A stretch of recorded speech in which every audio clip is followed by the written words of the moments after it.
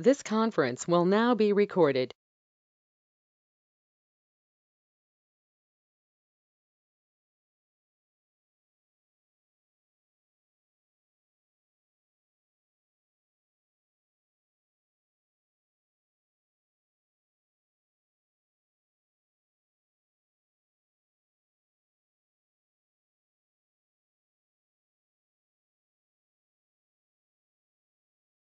In a moment of silence. I pledge allegiance to the flag of the United States of America and to the republic for which it stands, one nation, under God, indivisible, with liberty and justice for all. Thank you.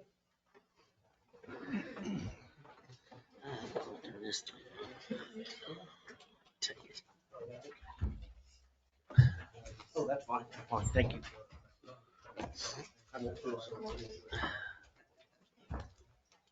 Yeah. I don't. Item number 1 on the agenda is a request for comments from the public. As a reminder, just please list your name and address before your comment. You will have 3 minutes. Toward the end of the 3 minutes, I'll give you a little handy sign if we're getting close, just to know to wind it down.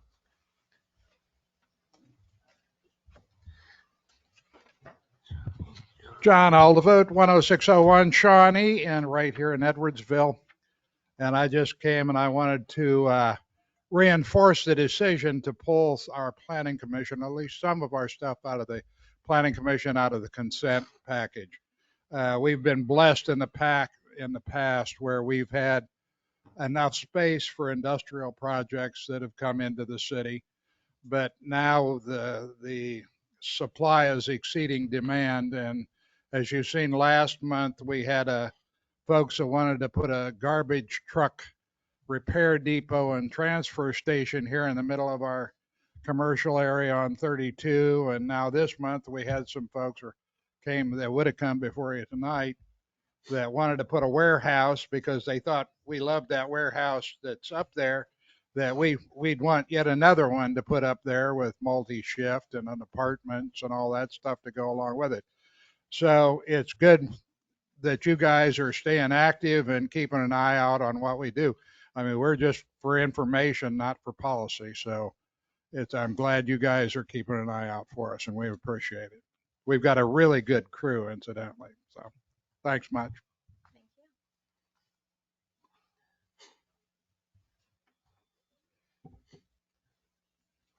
Ryan Parker, 1040 Edwardsville Drive.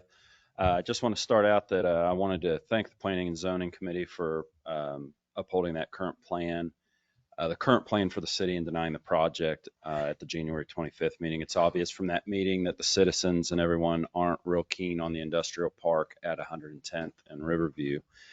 Other than that, I was looking at some past meetings, and I full support of the mayor's transparency ordinance. I believe it's been called something else in the agenda tonight, but I would assume everyone would be in favor of an agenda and a consent agenda that, is viewable ahead of time and that won't be changed within 48 hours. I've heard in quite a few meetings that I've come to, commissioners say they didn't have time to review, so they didn't vote. I think this would just be a no-brainer to make sure that nothing slipped in at the last moment, and also gives transparency to us citizens to know what's coming up the meeting and decide, do I need to be there to say, my 2 cents on it or not? Other than that, thank you.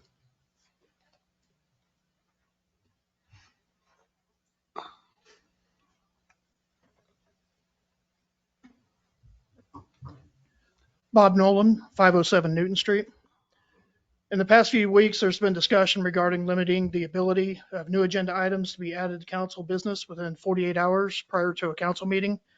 Currently, council rules allow for items to be inserted into the agenda up to and even after a council meeting begins. I'm here to voice my approval for a rule change, removing the ability to modify the agenda for either council members or for the mayor 72 hours in advance of a council meeting. Regarding the city council, This precedent allows for the thoughtful and thorough research of all agenda items, the ability to ask questions and formulate thoughtful, concise opinions regarding the matters at hand. For the citizens of Edwardsville, this rule allows the ability to read the coming agenda, reflect on the proposed agenda items, determine how the proposed agenda items affect them and their surrounding neighborhood, formulate intelligent response, and make plans to attend the council meeting as necessary. The addition of items to the agenda at the last minute robs the citizens of their voice. It quells discussion, it dampens dissension, and it muddies the understanding of your constituents as to the purpose and intention of these last minute agenda changes. The last minute changes, they frankly smell of underhandedness and self-serving intentions. It gives the appearance of backdoor dealings and impropriety and nepotism. It begs the questions of why are we adding this agenda item to the meeting at the 11th hour, and what is our intentions in doing so? Is it because a fellow council member or mayor who doesn't show our vision is out of town or sick or at another government meeting, and that allows us to slip something through? Are we trying to hire a new city representative or enter into a contract with a construction company, someone that we like, but someone else might find abhorrent or repugnant? Is this person or company that you would have a personal dealing with? Are we trying to push through an unpopular change to a police force or fire department or city parks? The above examples sound extreme and they sound outlandish, but from a recent former city manager, this actually occurred, and it occurred on a regular basis. The citizens of Edwardsville remember this and we cringe every time we see this happen. To some, Edwardsville is just a small town with small town politics on the fringe of Kansas City. But to the citizens of Edwardsville, the appearance of fairness and above board dealings is important. You may forget that in a small town, news travels fast. You may think that we slid something through, that nobody noticed, that you got away with something, but we see you. Underhanded and self-serving actions indeed spread like wildfire. It's talked about over fences, on social media sites, in churches, and at gatherings. There's no good reason why an agenda must be urgently amended at the last minute. If an item were ever to arise that's that important, it just can't wait 2 weeks till the next council meeting. A special meeting can be called to deal with specifically that matter. The dealings of the city need to be above reproach. City business needs to be conducted with clarity of purpose and openness. Anything worth being brought forth to or by this city council, it's worth taking the time to be brought forth in the light of thoughtful and meaningful reflection and discussion. Thank you.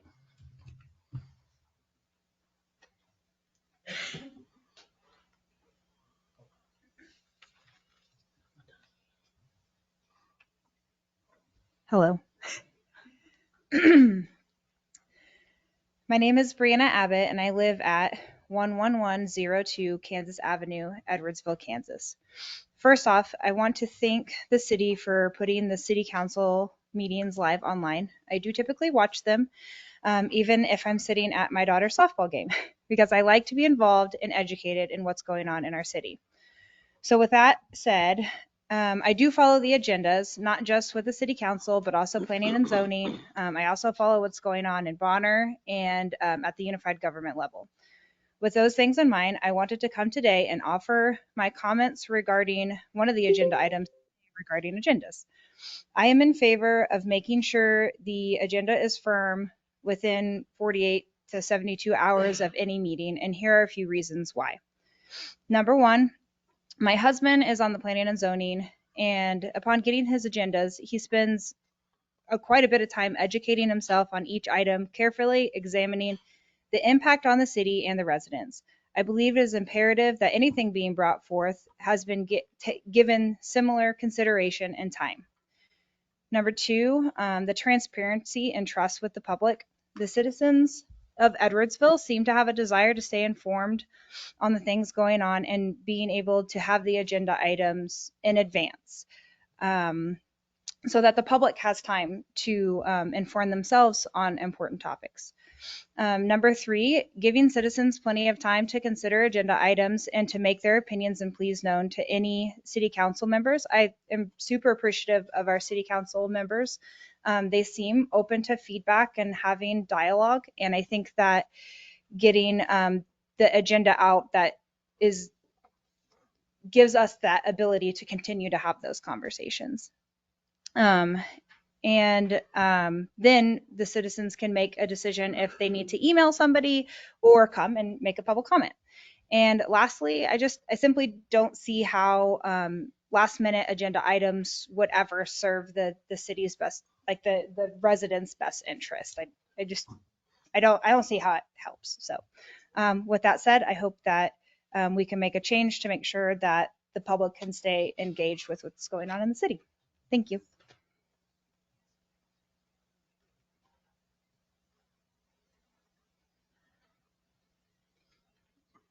My name's Camila Adcox. I live at 1520 South 104th Terrace, and I don't have a long speech, but I just want to echo what my fellow citizens just said.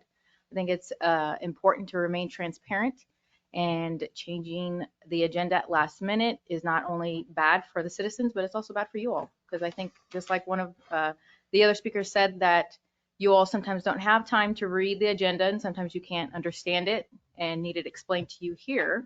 So changing it last minute would just seem like it's a little harder for y'all to do that, and for the citizens. Like I said, again, I just think transparency is best, and not doing that would just look bad on y'all and for the city. So thank you.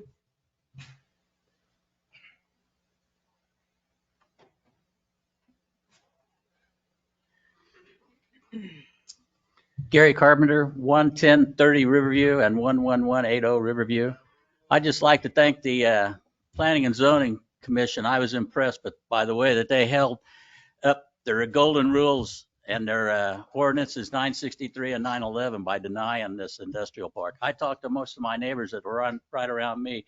Eichhoffs, my daughter Carrie, which lives the house right next to where this project was going, the industrial park was going. Turley, Sturley, Pavasich, and Kevin Stevenson and everybody up there is against this industrial park. And the mess that's going on across the street, if that's what's going to come toward us, I don't want anything to do with it. We've got a big dust problem up there too, and I just don't know if anybody can help us. I went out and was trying to work on my house, and past week, and I was just standing there, and all of a sudden I got hit. I felt like somebody threw a handful of dust right in my face. That's 150 acres of naked ground up there, and at least it's always windy on top of that hill, and we're in a dust storm all the time. It was bad enough during construction. They even had a water truck running, but that didn't do no good. But it's just ridiculous.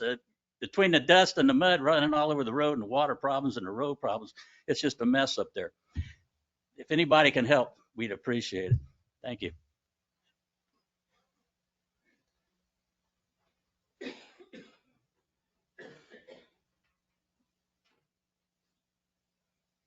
Okay.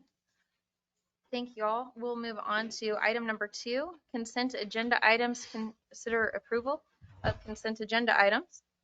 Oh, just a reminder, if there's anything on the consent agenda that a member of the council would like removed for further discussion, that is always welcome. Just let us know which item and what questions you might have.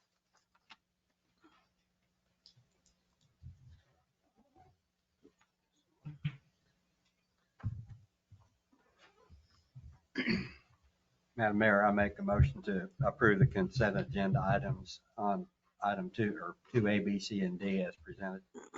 Second. We have a motion and a second. Will the clerk please call roll? Bishop, Yes. Malott, Yes. Shriver, Yes. Scott, Yes. Adams. Yes. Item number 3 is planning commission items. And Mike, you might have some updates for us on B. yes, I'm going to handle these items tonight. Unfortunately, Mr. Hokover had a family emergency late in the afternoon and had to leave suddenly. So I will handle these. I would also note we have our new city attorneys here. I did ask Josh today just to make sure I only had to pay for one of them tonight. And he assured me that was the case. Yeah. Yeah. So no, we're glad to have them here. I think it helps them get to know us better, which is the reason. So I appreciate them being here. All right, let me get to where we're at here. So the first item is a special use permit for 1040 Edwardsville Drive, titled 2023-02-SUP. This is similar to other SUPs that you've had for short-term rental properties where a home is being used or a portion of a home is being used for a short-term rental. The applicant is here tonight to answer questions. It did go through the Planning Commission public hearing. There was nobody spoke in opposition. There's been no letters of opposition. And so therefore it'd be our recommendation that the city council accept the recommendation of the Planning Commission to approve. And if you have more questions, I'll be happy to answer them. So you have the staff report, so I'm not going to go through and read all that. So you have the items there. Again, it's a pretty straightforward. Again, it's one of the situations where there's a homeowner, they live in the home and they're renting a portion, a basement portion. They have adequate parking, they have adequate access. They're subject just like any other property owner to normal codes. There's people always worry about loud parties or things like that. If that becomes the issue, then we can address that through a number of mechanisms. Happy to answer questions. Is that similar to the one that was on Orchard that we did just at the last meeting? Yeah, very similar to the one on 94th Street. This one's on Edwardsville Drive at 1040. The applicant, Ryan Parker, is here. So he could certainly answer questions if you have any. So it's again pretty straightforward. It's some of these we come forward where we don't have a property owner that lives on the site. Those tend to get a little more scrutiny by the Planning Commission. They tend to have shorter terms to them. I believe this one is either 3 or 5 years, but we do an annual review of all of these SUPs, and unless there's some change, that's just a staff review and approval process during that time. Mike, will you remind me again how that tax dollar comes to the city? Is that through the? Sure. So depending on which platform they use, but like Airbnb and VRBO, which are the two common ones. So when you make a rental, there's the transient guest tax is built into that rental. It's submitted to the state through that organization, and then it's remitted back to the city as a transient guest tax. So these are subject to transient guest taxes. We've had an occasion where we had one where they actually rented it themselves, and then they contacted us and said, so they didn't use the normal platform on how to give us the money, so to speak. And so in those cases, the state said they need to submit it to the state. They have a form. And so if they, rent it themselves, they're obviously subject to that taxation. And in that case, it's a self-reporting. Thank you. So, and we are getting some, I haven't looked at it recently, but we certainly are getting some portion of transient guest taxes.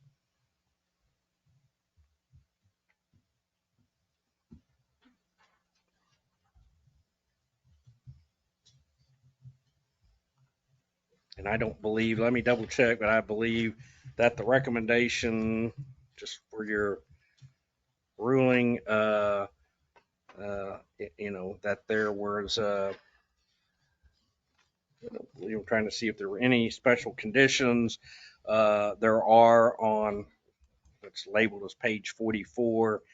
There are basically 4 or 3 conditions, pretty standard conditions. And again, so we would recommend approval subject to those 3 conditions.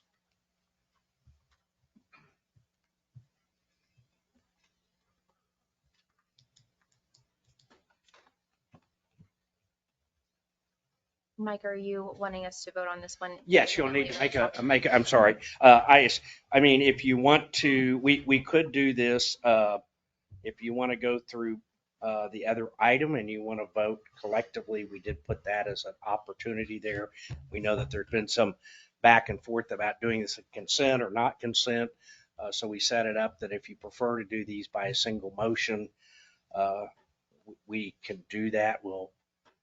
That's the preference of the council. So we could either do that, or if you have something to present on the second one, go ahead and make a vote on this one, and then you could present the second. That's what I was assuming. We'd make a vote on this one and then move to the second. So you just need a motion on the second and a vote of the council. Just 5. It is. I mean, we can get further into that, but yeah, it's a simple. So it requires, if you accept the application of the recommendation of the planning commission, it is a simple majority of the city council, which is 3. So, City attorney picked that up. I'll make that motion. Hope he can repeat that. Make a motion to approve 3A on the agenda with the 3 stipulations listed on page 44. Second. That suffice? Yes. I think so. All right, and to confirm, this is a city council vote, not governing body vote, so I don't need to vote on this one. So we have a motion and a second. Will the clerk please call roll? Bishop, Yes. Mawat, Yes. Shriver, Yes. Scott, Yes. Adams. Yes. Okay, Thank moving you. on to 3C. Did you have something for us on that, Mike? Sure. And as you know, just so if we have it for the record, item 3B, the applicant withdrew their application. Just for reference, if they do have the authority to resubmit an application at a future date if they wish. There is not a limitation of time periods to do that, but they would have to go back through the process. So that particular application is terminates with their withdrawal, but at some point they want to come back and submit a new zoning application for that zoning or some other zoning, they do have that right, the property owner. So Shouldn't be any action on that then. there is no action necessary. You're correct. The 3C item is a recommendation from the Planning Commission regarding text amendments, which are included in Ordinance 1062. The Planning Commission, kind of at somewhat direction of the staff, has been looking at a mechanism that we're referring to here as temporary use permits for items that sometimes kind of fall in between.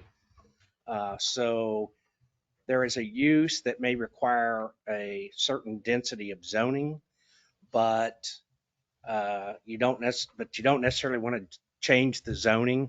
It may not be in keeping with the land use plan, or it's going to create issues now. So what this temporary use permit does effectively and is allows a use on a piece of property that would not be otherwise permitted by zoning, but which does not create significant issues to be there for some period of time, a transition period of time. So an example that we have that had come forward to us some time ago is it's a company. They're located in an ag residential area. They have a landscaping company, so they do have employees that come to their farm, and I don't remember how many acres, but 20, 30 acres. They come there, they pick up a few trucks, they pick up shovels, tools, stuff that's kept there, and they may have they may grow some trees or bushes or have those delivered to the site to then go be placed somewhere. There had never been any complaints. The owner came in and said, hey, how do I get a business license? How do we get compliant? It's like, well, we can't give you a business license because your use isn't compliant with our zoning ordinance. Because in that case, it would take either a C3 or an I1 zoning. And that's really not the long-term intent there.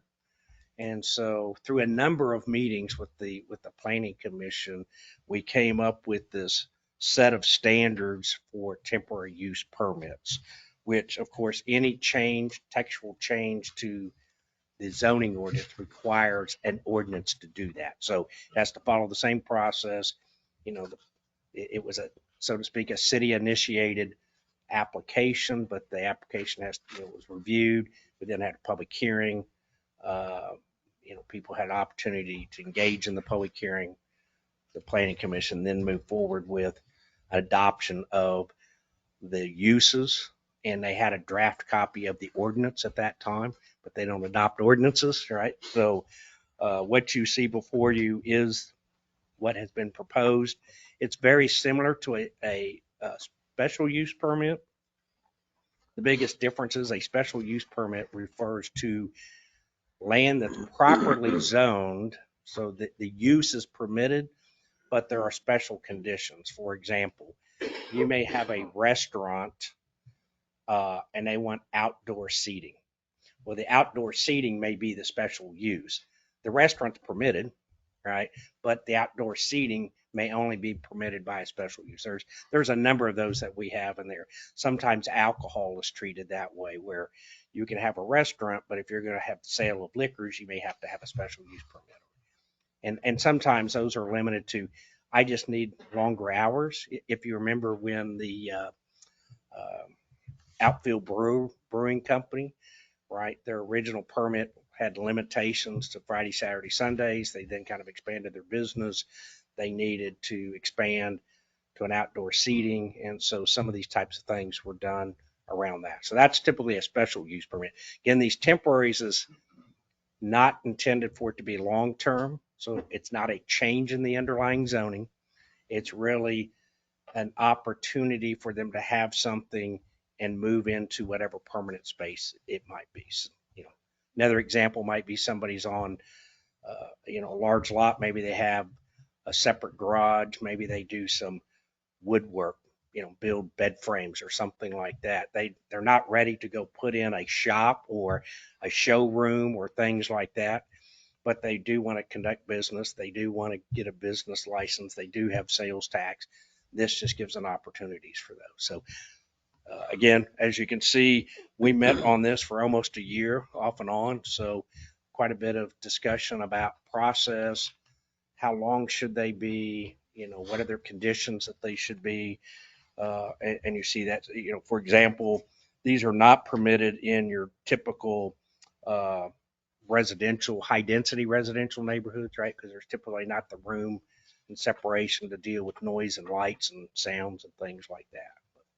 Happy to answer specific questions, but you do have a recommendation from the Planning Commission to adopt this text amendment to the zoning ordinance, and stand for questions if you have any. Again, it just requires a simple vote of the city council on this. Were there any concerns about, I know this is a long process, but during the public hearing or with the planning commission that or are they pretty much all in agreement? Yes, I don't remember. I don't believe that. I think it was I believe the vote was unanimous. I don't know if Mr. Alcott has left. But, oh, that's what I recall. Yes, we have two members here. So yeah, there was a matter of fact, I don't believe anybody spoke at that particular meeting. We had during that process of time, a few people come that were in this situation and kind of explained, the challenges that they had. And again, they wanted a permanent place, but maybe they just weren't quite there yet. And they were in a place that, again, wasn't going to create problems. I mean, if they have, somebody wants to, have a bus company in the ag district and they're going to have 100 buses going in and out a day, that's not something you would support through the temporary use permit. They still have to go through the planning commission. They have to come through the city council on the process. Fundamentally the same as an SUP. Just what we review it, the review is slightly different. Mike, on the condition on the time frame, it says it's listed here as 36 months. Correct. And I'm sure that was pretty well discussed and pretty good topic. Yes. But it seems like a lengthy time for me, but. Well, we talked about, I will say there were some discussions about doing it on an annual basis with some renewals. But I think the feeling is that in some of these cases you have a fair amount of investment maybe at the front end. And so 1 year wouldn't necessarily kind of allow you to start getting your workflow going. And two, if you were trying to find a location, whether it be built or leased or something, there was some time that would take. Banking, I've got a new business. I'm just a startup. I don't really have any history or records. And so quite honestly, we talked about 1 year to 5 year. And at the end, they felt the 36 months. And again, if there's like any of these, if they violate these rules, they don't follow what they're supposed to, that temporary use permit can be, taken away through a process again. And at which point they would also not be eligible for their business license, et cetera, and so forth. So they would be basically code violations at that point if they continued to operate.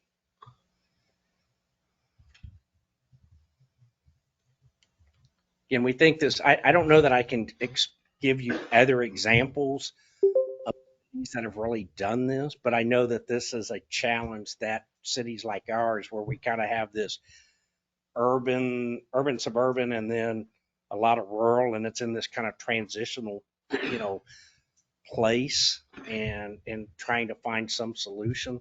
My guess is, and I said this to the planning commission, we'll do this, we'll adopt this, and then the first application we get in, we'll go, we didn't think about that. And then we'll probably, go through that and potentially have to come back for a change. I mean, that's somewhat sometimes the legislative process. This is familiar to me in what we call home occupation. Very similar. We had home occupation ordinance that Right. would allow certain things and wouldn't allow certain things. Right. And I remember it bugged me. It was hard to vote on that because you could dress somebody's hair in your house. Right. You can do taxes in your house. Right. You can do this in your house, but you can't fix a car in your garage for somebody. Right. And you were having trouble selling stuff out of your front yard. And Sure. it just seemed to me like there was gray areas on why can somebody do this, but somebody else can't do this? Right. If you're going to fix saddles out of Right. your barn, Right. and you can't do it. Will that clear some of this stuff? It will help out because we still have home occupation. There are certain occupations, some of the ones you mentioned, tax preparation, things that have very minimal. You wouldn't necessarily know they're there, right? Because somebody drops off a packet of papers and I take them, I work on their taxes, or they email them to me or whatever. But I'm kind of working from home, or we've had a number of like that, generally more in the professional services areas where their home is their home office. They claim that as their home office. Again, they want a business license. So maybe they're doing something. Like if somebody up in the middle of 30 acres. Right. Wants to have fix lawnmowers in their garage. Right. And our ordinances say you can't do that. Correct.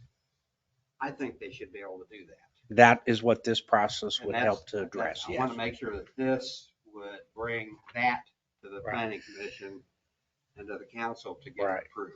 And that's the kind of thing, right, that would be lawnmower repair would probably be. That's an example. Yeah, no, but you're right on it. So that might require a C2 to I1 type zoning in that area, but it's in maybe an area in let's just say the core center of the city, that land use plan says that's going to be, low density residential. Well, you don't want to rezone it because you don't want that use there. Two, by doing a rezoning, you would create a spot zone, which may have legal issues related to it. So that's kind of where we're at, right? I can't rezone it. The use isn't necessarily impacting the people in and around there, but there needs to be a process that people can be heard, inputted, and come through the planning commission and through the city council on these. We may get to a point where the process changed, but as it is right now, again, we modeled the SUP for this, but that's the purpose. Making it easier for the average person to be able to run their business if it's under control. Right. I mean, we're letting Airbnbs get out of here. Right. We're letting people fix hair. We're letting people fix taxes. Why can't we do some of that other stuff too? I had a problem with that 20 years ago. Right. Sitting up here. I said, you can't fix cars in your garage and make money. Right. So, most industrial uses would not be permitted under this temporary use permit, right? I mean, industrial uses should be in an industrial area. An industrial, something that's zoned industrial, potentially could need a temporary use permit for something. Maybe they have a short-term something they're doing. I don't even know. They're going to be expanding their building, but they have some business operation they need to do during that time. They want to get that operational. Potentially this temporary use permit could be used, but fundamentally industrial uses would not be allowed. Time approval becomes involved in it. Sure. Or the codes violation. Right. So you can't have 6 engine blocks laying out in the front Correct. yard. Yes. So we shut you down. That would be a potential, yes. That will clean that up. I would make the motion to approve ordinance number 1062. Second. We have a motion and a second. Clarify, is this governing body or city council vote? Council. City council, yes. Okay. We have a motion and second. Will the clerk please call roll? Bishop, Yes. Malat, Yes. Shriver, Yes. Scott, Yes. Adams. Yes. Okay, moving on to item number 4, the CPPS board items. Consider the following recommendations. Recommendation of special sales tax funds for the historic cemetery restoration project. Thank you, Madam Mayor. This item has been in front of the CPPS board and then just different stages of consideration for a number of years now. But to give a little bit of background, there's a 1-acre landlocked parcel a little bit northeast of the Williamson Farm subdivision. That's kind of what we've started referring to as the historic Edwardsville Cemetery. The naming of it is a little bit nebulous, so that's kind of an issue for down the line. So right now, historic cemetery seems to be the easiest way to refer to it as. But the city's been, the city owns that parcel and are interested in redeveloping the area as a kind of public space commemorating that site. There is a fair amount of history that's been done by some residents and some ex-residents and some family members of the folks who are buried at that historic cemetery. Um, in as much as we can gather, it was a site for African Americans to be buried when they were not allowed to be buried in the traditional city cemetery. So it's an important part, of the region and its history, and especially in Edwardsville. It's a site, a historical site unique to Edwardsville, and one that the CPBS board has really expressed some interest in highlighting and looking into and really, placing it in its proper context in the region and the city. Part of that, challenges to that, has been access to the site. As I mentioned, it's a landlocked 1-acre site. And to get there, we have to access it through property owned by the St. Martin of the Field Episcopal Church, who have been tremendous partners. And anytime we have a cleanup effort, we currently, our mowing contractors go out there during the mowing season and they take care of it, keep it from getting overgrown as it's done in the past. But the church has been really good partners in this process throughout this point. So we've engaged them about the possibility of a transfer of land ownership of some of that area that's in between the cemetery site and Edwardsville Drive. So the church owns 2 unplatted parcels along Edwardsville Drive. What this process would do is essentially split off a little bit less than 2.5 acres of the church's property and consolidate it with the 1-acre cemetery site, as well as there's a tiny strip of land that's currently owned by the land bank that would just kind of get swallowed up by it as well. So create essentially a 2-lot subdivision, one of which being the kind of consolidated cemetery site with access through Edwardsville Drive, and then the other being a platted, consolidated parcel that the church owns. What the costs that are being requested at this point is $15,850 out of the special sales tax fund. The CPPS board, part of the requirements for use of funds, or these kinds of funds, has to go through our parks board, and the CPPS board acts as our parks board. So they recommended use of this funds, and the final authority for approval goes to the city council. The way that amount was determined is the BHC, who's the city's engineering partners, who would be doing the surveying and the platting activity. Their costs for services come to $12,750. The church is interested in just looking at having an independent appraisal of the property as we kind of work through exactly the mechanics of that land transfer. If there's some kind of value attached to the land, I mean, they just kind of want to see where the best use of that property would be from an independent appraiser's point of view. The cost for that, we're working with McCord Appraisal, who we worked with in the past, would be about $1,000.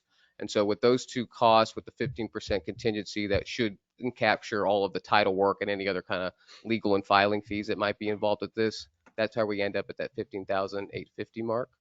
Again, this is kind of while the CPBS board has been looking at this for a long time, this is really the first kind of official step that we've taken. The platting process, if it were to make it through tonight and kind of work its way through, would last until where it would eventually find its way back to the city council for approval of a final plat sometime in early May. And in between now and then, the city would be engaged with church officials as this appraisal process works through to kind of figure out the nuts and bolts of the final transfer of ownership. So once the ownership piece of it and the access has been kind of settled and the city has got ownership of that whole parcel, then we could really start looking at different ways where we can, create a a kind of public space. I'll refer to it as a park because it'll be maintained through park funds, but I mean, it's not going to have, a playground type feature. At least right now, it's not envisioned to have a playground type feature, but it could have some extension of the trails, and, where the sidewalk kind of terminates around that area north of K32 along Edwardsville Drive, where we could extend that. We don't really have a lot of available public land north of K32 to kind of expand some of our public access and public spaces amenities. So this is really a good opportunity to try and do that. Yeah, so this would be the first step in all of that, and CPPS board is going to continue to work on the different aspects of it. City council is going to be involved as well, and it'll probably be a larger kind of public process too, as we, work to find the most appropriate ways to commemorate the site and to recognize it and place it in context for the region. But right now, the ask is for use of that $15,850 of special sales tax funds to start this plating, surveying, this process and the appraisal process. Madam Mayor, I make a motion that we use the special sales tax funds and not to exceed $15,850 for BHC scope of work for title work, appraisal process, and estimates, or for the plating to move forward with that. Second. We have a motion and a second. Will the clerk please call roll? Bishop, Yes. Malat, Yes. Shriver, Yes. Scott, Yes. Adams. Yes, this is really exciting. This is something we've been working on for a very long time, and it's really exciting to have it moving forward and giving that area the proper recognition, maintenance, and public access that is needed for a long time. So Yeah, it's really the CPBS board's been kind of kicking it around for a long time, as both Councilmember Adams and Councilmember Shriver are aware. But this is really that first kind of official step that we're taking to firm it all up, and it'll be kind of the part of a larger public engagement process as we look to Great. restore the site to some I degree. would like to give a big thanks to the St. Martin of the Fields. They've been wonderful to work with. They have, yes, especially Zach has mentioned, their so. pastor and their group of elders we've talked to has Right. been very, very open to all these ideas. Thank you. Thank you, Zach. The next item on the agenda that I have buried here is item number 5, considering ordinance 1063. I did request this about a month ago, and so just to give you guys a little summary, I requested a transparency ordinance. A summary of this ordinance is just to not allow items to be added to our agenda by staff or anyone on the governing body, including myself, within 48 hours of a meeting. The purpose and spirit of this transparency ordinance is twofold. First and foremost is to be as open and transparent as possible with the residents of Edwardsville. Many residents review our agenda before a meeting to decide if they want to reach out to the governing body regarding any concerns, attend the meeting, hear the discussion, or determine if they'd like to make a public comment.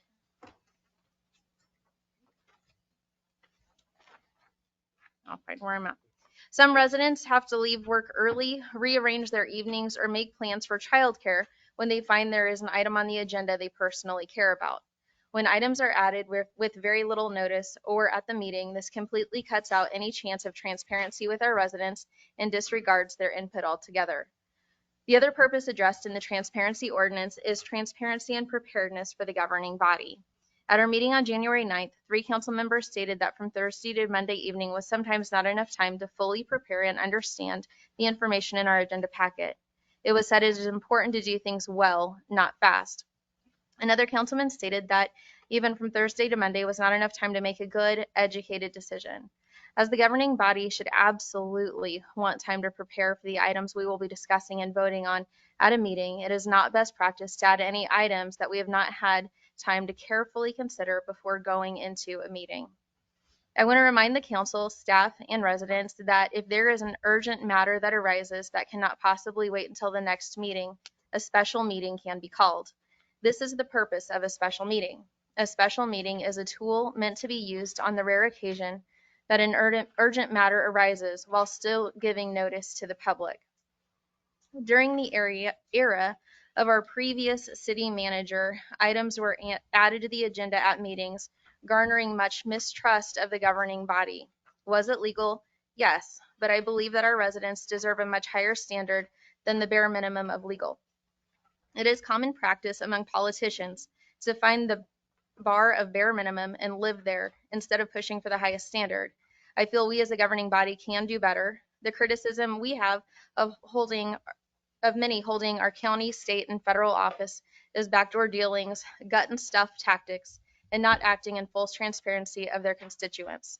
We should conduct our business in such a way that we would want to see in other units of government. This ordinance is a great step in healing, moving forward, and showing our community that we are here to represent them. By holding ourselves to the highest standard, we hold them in high esteem.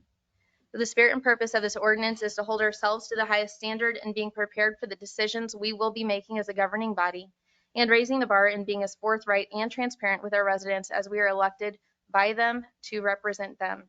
They deserve to know what will be discussed and decided at our meetings, as some of these decisions will affect them even more than the decisions would affect us.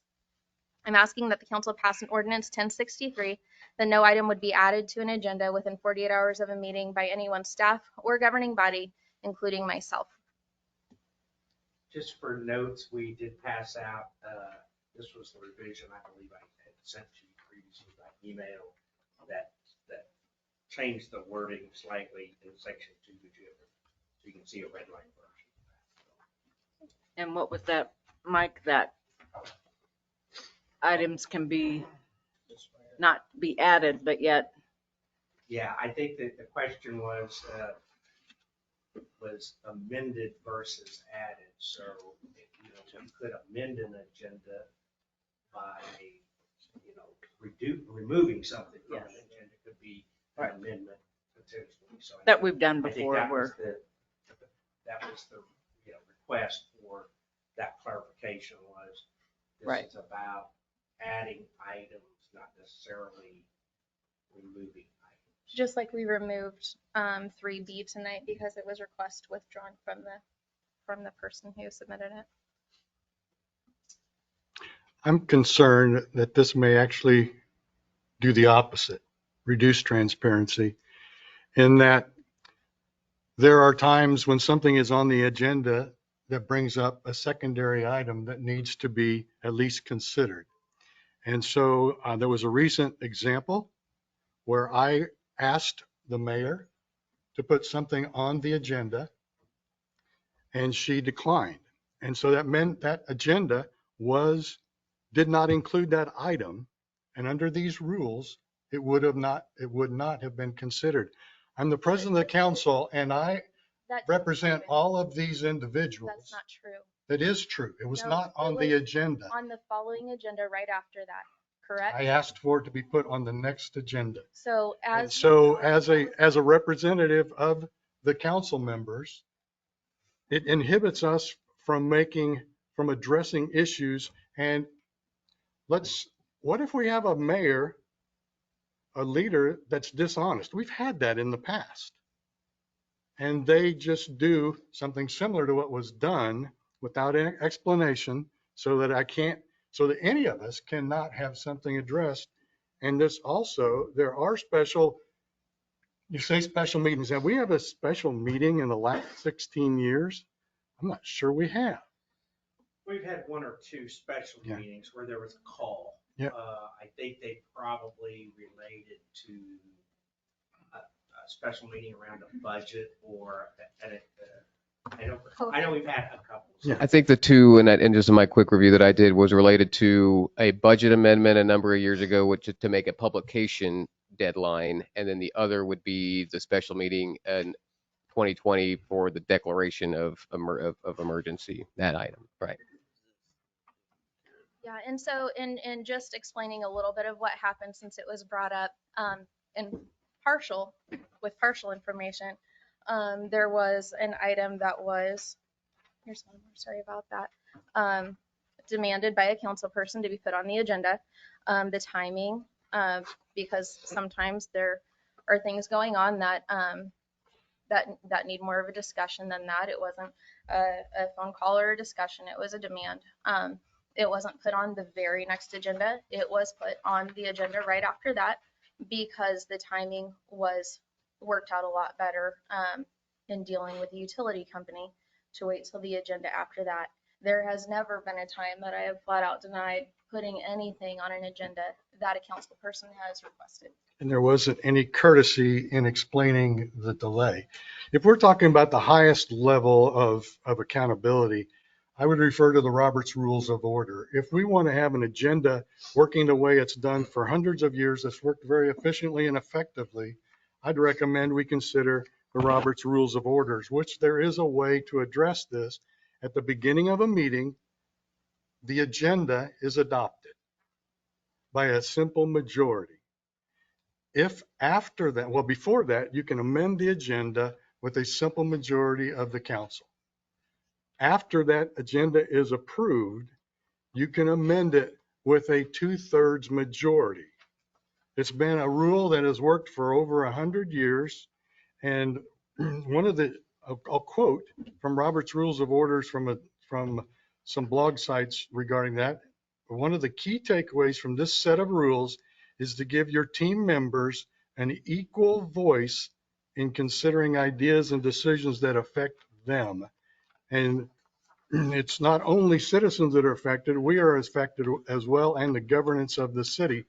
There's other highlighted areas where that concept is addressed. I think tying our hands with a unique rule as opposed to having a rule that is a standard accepted Robert's Rules of Order, which it's very clear that the voting of the council they can decline to add a motion to something. And so I'm really concerned about us moving away from a strong city manager, council, mayor form of government to a strong mayor government, which we have had mayors in the past which have taken a lot on their own.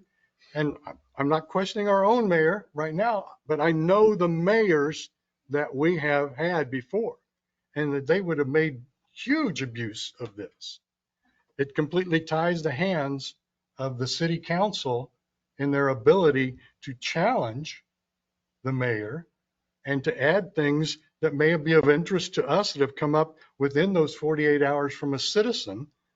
I don't see a reason, I just don't see a reason to not implement something that's tried, true, and very commonly accepted instead of making up our own unique rules. So I had asked Mike about this about a month ago when I presented the idea of the transparency ordinance, and he said that there actually are different cities that he's even worked for that have ordinances that say an agenda will not be amended within 72 hours of a meeting. This is common practice in other places.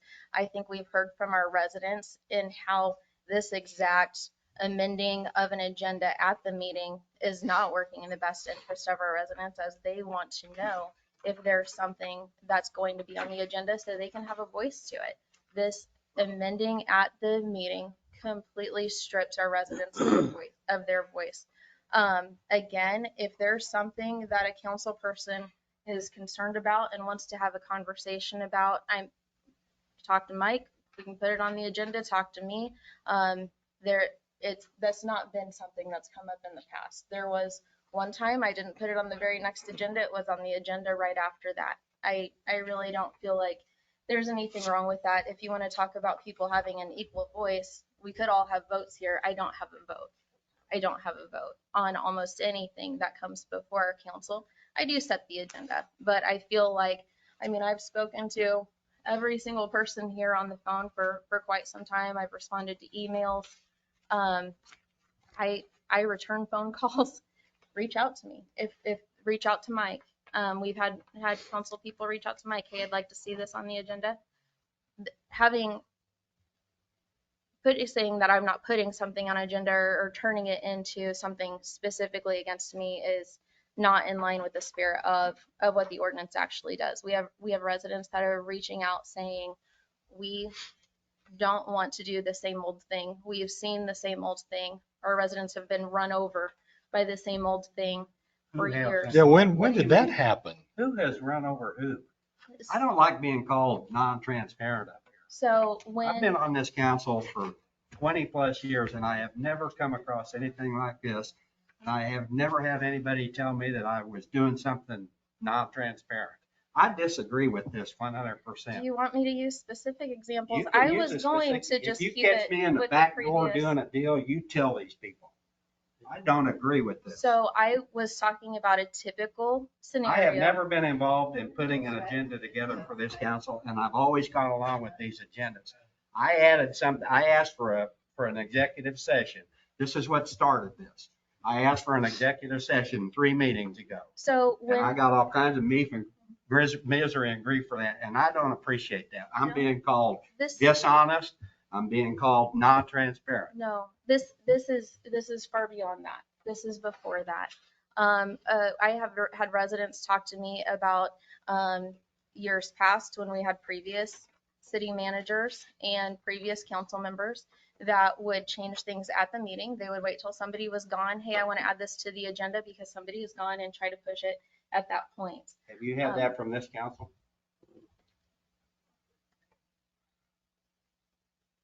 Well, If I might just. I don't know if take we want- One thing, I mean, just as part of your discussion, right? sure. So I'm not here to be for or against. A couple of, just few references, right, is, I mean, some things are within our own code of ordinances as to the procedures of how we act in, I think it's chapter 1-03 and thereabouts. We have some reference to Robert's Rule of Orders. I was, so there, it says if it's not addressed by one of these, then it's addressed by Robert's Rule of Orders. I would note that through the League of Kansas Municipalities, I think we have 2 good resources that we can reference to if need be. That's the Governing Body Handbook, and then some time ago, I don't remember when we had adopted what's called Code of Procedures for City Councils, right? I have not read it. I couldn't try to even tell you that, but I think part of its intent was maybe to address some of these issues. I haven't read it, so I can't tell you that it effectively does that. Right. And that's, and to kind of just hone in on it, again, this isn't necessarily about the entirety of Robert's rules, but just on one specific need that was brought to me a little over about a year ago, when people asked that meetings not be changed, agendas not be changed the night of the meeting. And it's simple as that. We can agree to it. We cannot agree to it. I'm bringing it to the governing body, to the city council. I don't have a vote. I don't have a vote on this. I'm bringing it to you because residents requested that. They said this is what we would like. We would like more transparency in our governing body. We would like to look at an agenda over the weekend and decide, do we want to attend the meeting? Do we need to email our council person? Do we need to make a public comment? We strip them of that right when we're changing the agenda at the meeting. We're It's not as stripping simple as of them. that. They have time to talk at that podium before every meeting. You've But- already changed that to the very beginning of the meeting. We give them that opportunity. I don't think there's anything in the state statutes that says we have to provide an agenda for the meetings anyway. I think that's more of a courtesy issue that we do extend out there. Sometimes business requires things to be done 5 minutes before a meeting rather than delaying it like politics delays and governments delay things to where you put it off and put it off. Sometimes things are necessary to come up that wouldn't be able to be done by calling a special meeting. How hard is it? It's hard enough to get everybody together in one spot at one time anyway. I just don't see the need in doing this. As far as transparency, I think we're about as transparent as I've ever seen this council. I've been on city councils in Edwardsville since 1992. And I've never had this kind of a controversy come up here before. And I'm sorry that I'm showing my emotions on this, but it's feeling like it's getting personal here. And I don't think I like that. And I really, I wasn't trying to bring I any just think particular person into it. It doesn't don't have need to be be. changed. It doesn't have to be We all have controversial at all. phones. We all have emails. I get very few calls from citizens for anything. My phone's out there. My phone number's out there. You know, if you're concerned, call me. But the problem is, You're calling the mayor, but you're not calling me. the problem is if something's sorry. on the agenda, they don't have the ability to talk to you about it. I If we think add sometimes it, it's a matter of expediency on getting it taken care of at that night. There But could you've be heard from our- emergency issues that come up. I mean, I'm sorry. if it's an emergency, we can call a special meeting, but you've heard from our residents that we represent them and they want our city government to work in more transparency, where if something's going to be on the agenda, they want to know ahead of time, so they have the ability to give you a call, so they have the ability to shoot you the email. But if we added something tonight, for instance, to the agenda, then they wouldn't have any way to reach out to you to let you know how they feel about it. Council, have you ever dealt with something like this before in other cities, Yes. counties? And I don't know what the procedure is here as far as executive sessions, but if the council, government body would be amenable to a 10-minute executive session for legal advice on this issue, that's an exception to the Kansas Open Meetings Act, where I can provide legal advice to the governing body. No binding action will be taken, but at least to give some semblance of attorney-client. If you want me to give my thoughts in open session, I'm happy to do that as well. But I would normally recommend to my other governing body clients that we at least start in executive session. So if this ordinance passes, we wouldn't have the opportunity to do that because the agenda's already set. A situation could come up like that and then we're stuck. We can't. It doesn't currently address that situation as far as whether executive sessions could be called to talk to something that's on the agenda, what is within an agenda. So there are open questions that I think, as far as given that there may be candor that could be shared in executive session starting, and then the debate could continue. That would be my recommendation, is that the public debate could continue after you have a chance to confer. So I don't know if that would be a departure from existing precedent, but since this ordinance is not currently adopted, executive session may be advantageous. A question for you. So we do have, and they can't be combined because they're two different subject matters, but we do have executive session near the end of this meeting scheduled for the property. But we would have to come out with a different topic matters, as I always understood. But we have some other business items if we can defer this action. And, you know, if you decide you want to go to executive session, that's the direction. If we can maybe defer that to when we're doing our other executive session items, and when we come back out, we have whatever debates, but we can complete the rest of the business meeting. I know we have people in the audience that are here for other business. And don't get me wrong, I appreciate that. I Right. appreciate the input from the citizens of the community, and I've got the citizens' interest at heart. But I just don't think that something like this needs to be changed. This is a perfect example of what we're going through right now. That you wouldn't be able to change it. You'd have to say, okay, well, we gotta wait 2 weeks, or we gotta wait 3 weeks before we can do it. We can go either way. I just didn't know if it sounds we will have some discussions about this, whether, I mean, I think first, do you want to use the recommendation of the executive session? And if so, unless you say, I think we could. You can table it. Yeah. The other option would be to have a workshop and discuss thoroughly all the pros and cons of making a change like this instead of having to make it in one meeting. Well, the change is only not adding things to meetings within 48 hours. I make a motion that we remand this to a workshop to be done to discuss the positives and negatives. Hey, can I make a comment? So I'm the new one on the council, in my opinion. I've lived in Edwardsville for over 20 years and lived through some stuff, you know, with the prior mayors and city administration. And I'm very proud to be part of this group right now. And I can guarantee with the people that I'm working with and to the city and to our citizens, this is very as transparent as we can get it. I am in favor of the agenda coming out 72 hours in advance so we can have time to prepare. And I believe it is the citizens' right to be able to see that document in advance as well. That is, again, complete transparency, and we're all support that.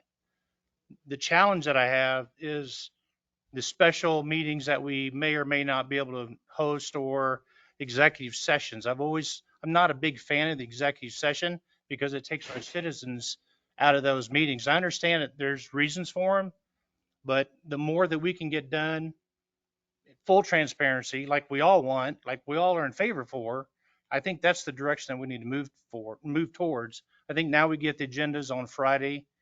And if we can get them earlier, and I know that creates a ton of work for a lot of people, but it allows us and it allows our citizens to be able to see that agenda and to know exactly what's going on. And same way with us, we can prepare for what's in front of us, because we all want to do the right thing for our city, for our citizens. Again, I've lived here over 20 years, plan on living here for another 20, God willing. But I can guarantee that this group of people is the best that's ever been here, in my opinion, including the city staff.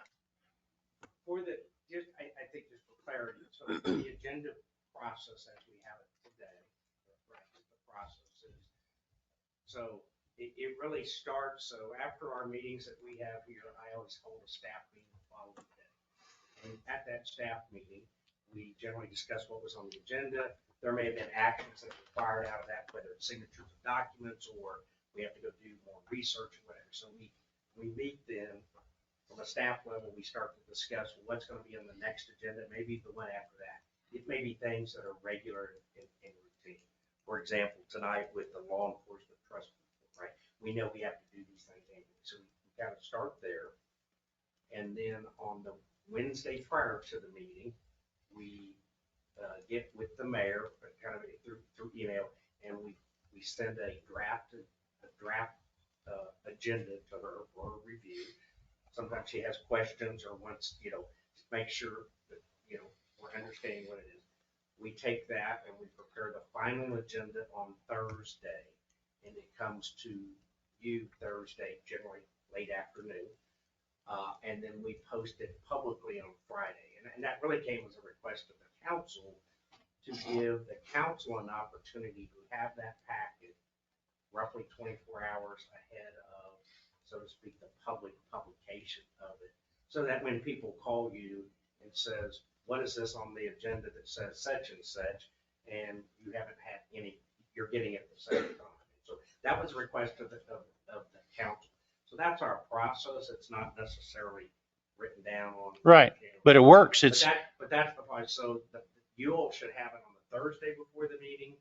You should have the public should have it on the Friday before the meeting.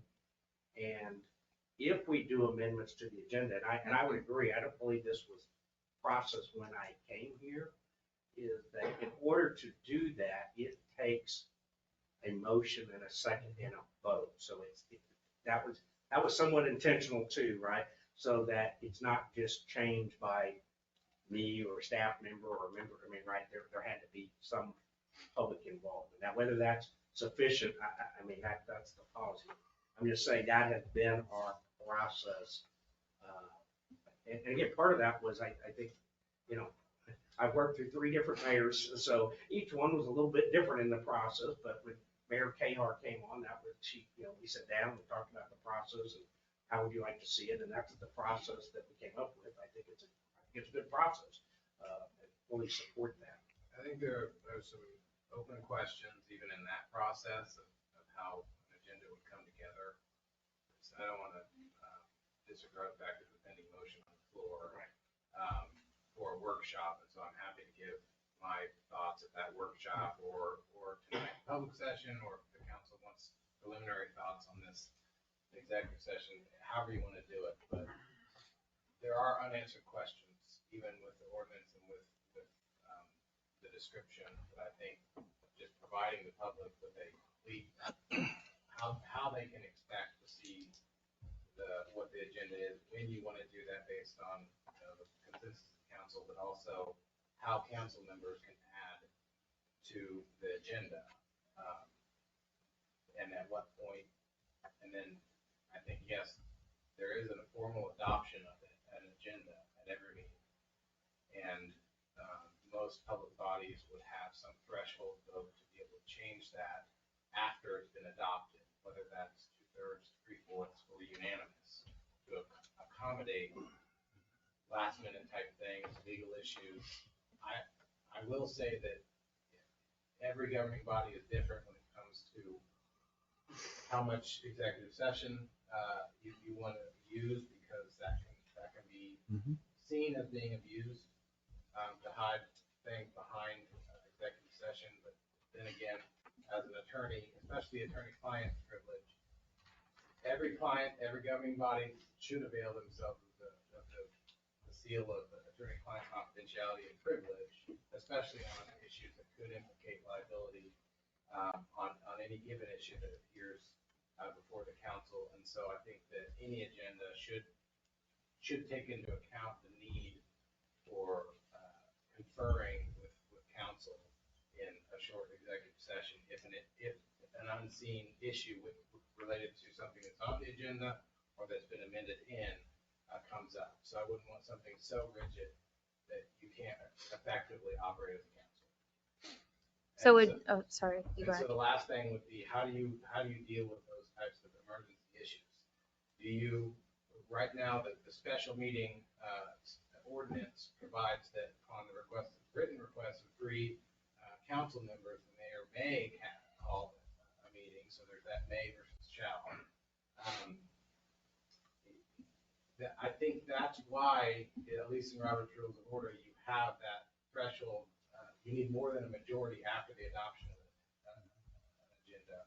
You need more of it than a majority to be able to change things, because it should be an extraordinary event that the public doesn't have notice of something that comes before the commission, or the council. But there are just going to be emergency issues like that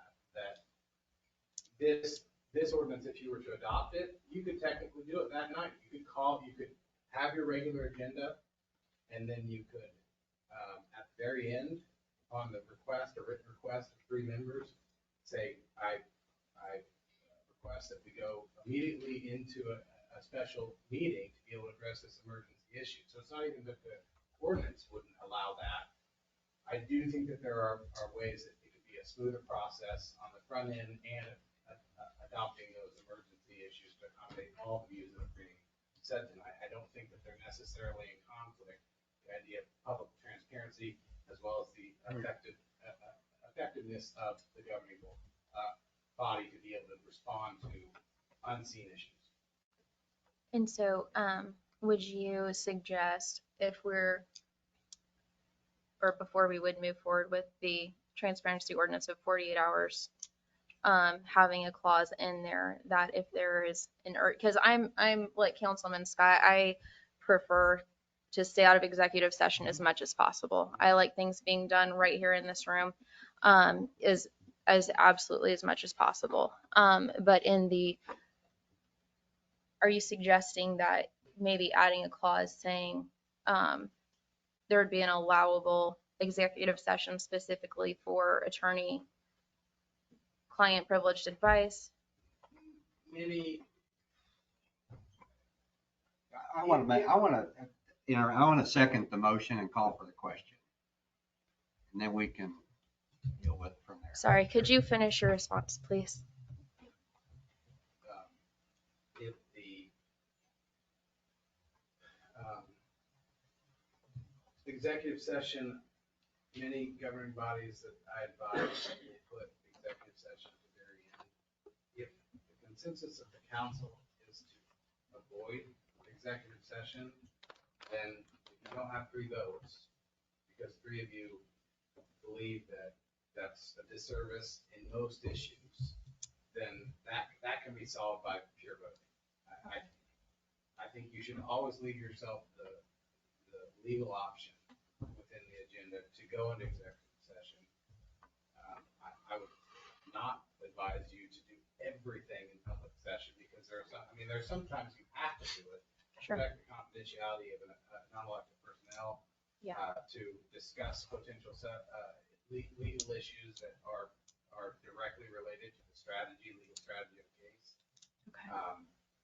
And other things. So I wouldn't throw out the baby with the bathwater and trying to achieve maximum transparency that would shoot yourself in the foot as far as opening up the city to potential liability. Okay.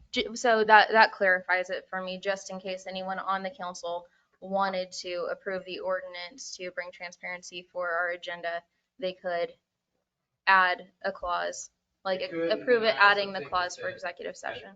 I don't want to step on the toes of the second. But I also think that it should be clarified, whether an ordinance or just a standard operating procedure, how council members can add things to the agenda and at what point. Okay.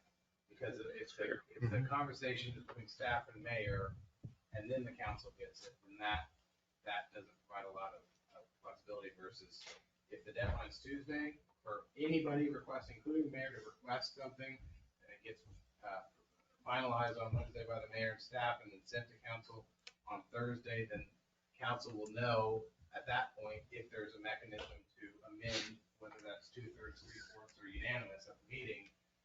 They'll know, oh, I've got to try to get 5 members. Or if they wanted something on the agenda, just like we do now, they could send it to Mike to be reviewed. That's not addressed in the. Right, but if that was policy, that could continue to be the policy. Just yes, but putting it in writing. There's so much potential consternation about this. I'd put everything into some sort of Document. policy or ordinance. So what's the motion on the floor? So I think sorry. To have a workshop on the issue, discuss the positives and negatives and possible other resolutions. Or options like what he was talking about? Mm-hmm.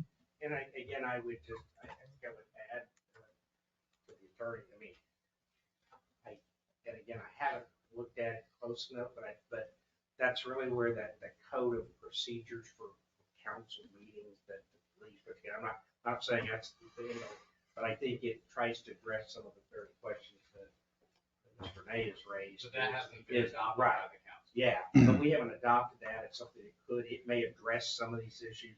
I will say as city manager, and for staff, having some policy in place, because I may get, the problem could be, you asked me to put something on the agenda, right?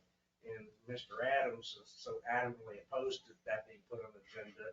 And then I get, why did you put that on the agenda? Well, Mr. Scott told me to put that on the agenda.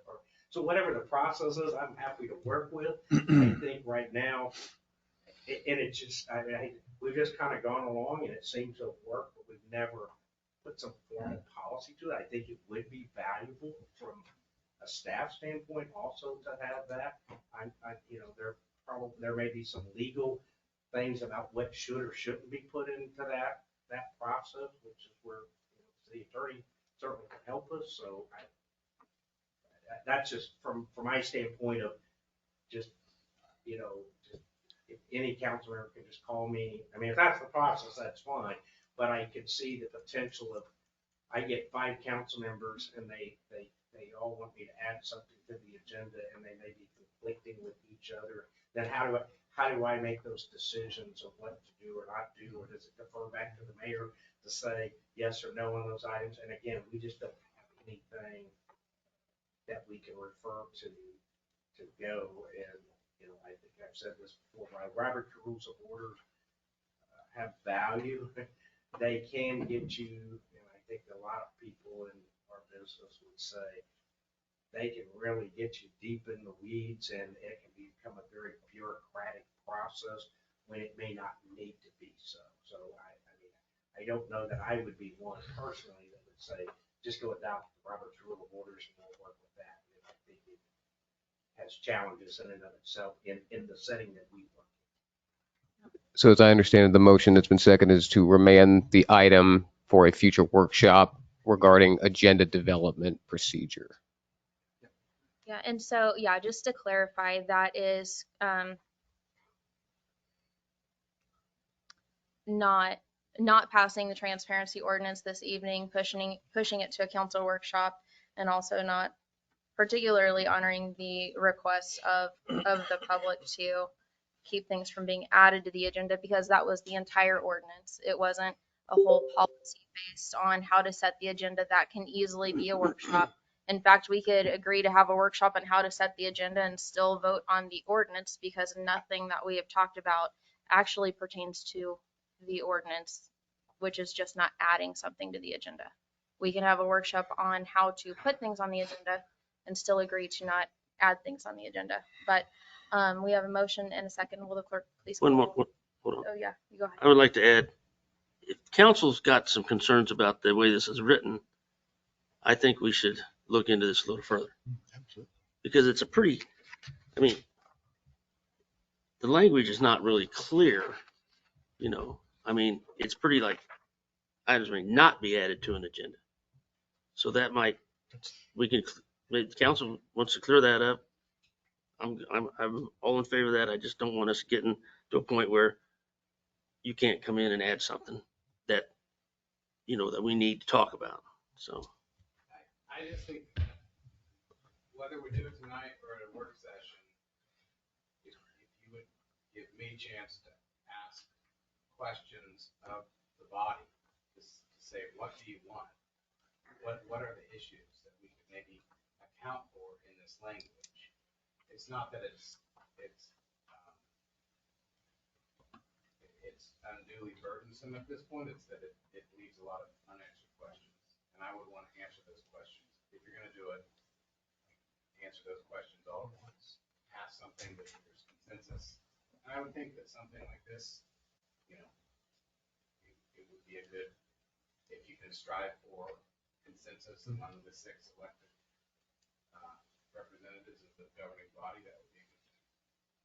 And I would hope that any council workshop would be open to the public with Absolutely, public yeah. comment opportunity at the By beginning. rule it is. An open meeting, and frankly, if you wanted to make it a meeting directly following this tonight, we could stay up late and doing it. I'm just saying, at some point, I need to be able to ask you questions, whether in executive session or in open session. And then I can draft based on what the will is. I mean, I feel like we could do that tonight, but we have a vote and a motion, so we need to call roll. Bishop, Yes. Malat, Yes. Shriver, Yes. Scott, Yes. Adams. Yes. I mean, that would be with the motion a future day, or, I mean. Yeah, the motion, as I understood it, was a some future time, When is it? some future workshop. Okay. So if we're not gonna have the Later. discussion on the rules tonight, we can just move on to item 6. Yeah. I think we should do it at a later date so the council can prepare further and not just tonight. And ask the questions you were going from the different. I mean, I'm happy to do that tonight if we want to get through business, or if you guys want to do it at a later date. I think a later date, because you have to have 3 council members do this, right? Ask for a special. So I think that's Then where sign. this is, we're not, as I understand, we're not calling a special meeting. You can hold workshops. Right? You can't, so there can't be a vote at a workshop. I mean, there can't be a special meeting, there could be an actual vote. I understood it not be a special meeting, but a workshop which could be held before a council meeting, after a council meeting, on some day to be determined. I would say if you want, if you would like the city attorney and I, and we can look for dates, that would be all that would work for all the parties involved. Change We this. certainly can do that. That they get redacted or. However you need. I think that's the direction that would like the city attorney and I to help find some dates, place. Like bring their suggestions to the next meeting. What I'm thinking, I'm sidebarring here with the boss. I'm thinking maybe you could, if you have enough information now from us, that maybe you could kind of rewrite this with the concerns that we have, and then we could have the workshop before the next council meeting, like maybe 45 minutes before the next council meeting, if that would work. more at another time, another evening or something. I mean, you can have, so our council meetings, as you know, you adopt them in your ordinance setting the date, time, and place, right? And so your city council meetings are set for second and fourth Mondays at 6 PM or as soon thereafter as possible. You could set the workshop at the beginning of that before you go into the actual council meeting. You can give notice of a public meeting now for 45 minutes before, for tomorrow, whatever. You just need to get notice in an open session. We're convening an open session at this point. And we've done that in If the there's past. been a request by the newspaper or Yeah. someone, Budget and things. we probably should provide notice, but you can also just publish that notice now. So at 5:15 at the next regular scheduled meeting is If that's not. Yeah, and I didn't know if y'all wanted to do it before the 6 o'clock time or you wanted to do it after 6. Yeah, before.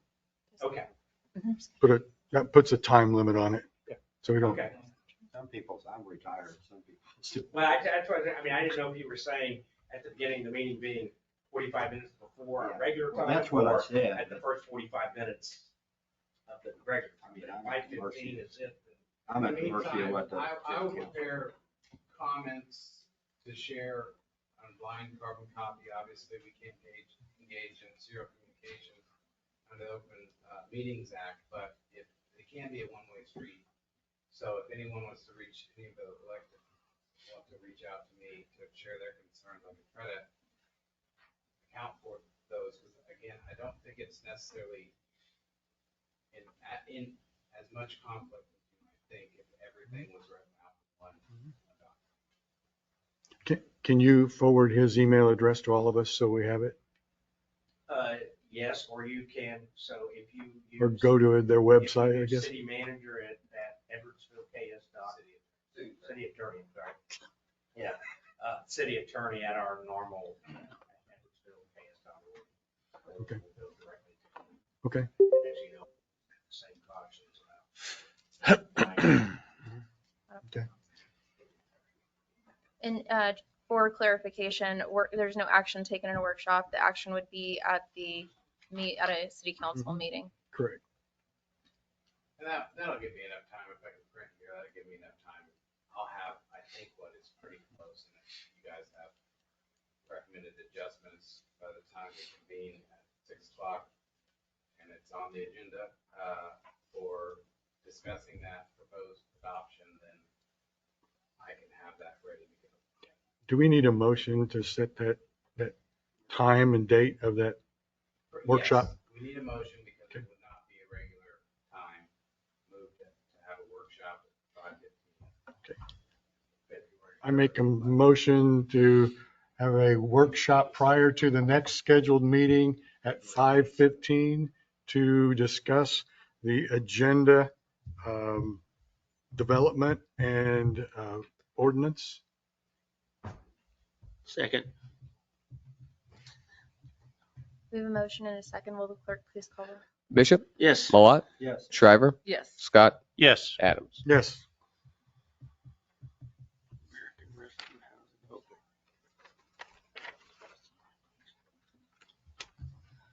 Item number 6, consider resolution 2023-01, authorizing the preparation and submittal of the grant application to 2023 Moderate Income Housing American Rescue Plan Act program.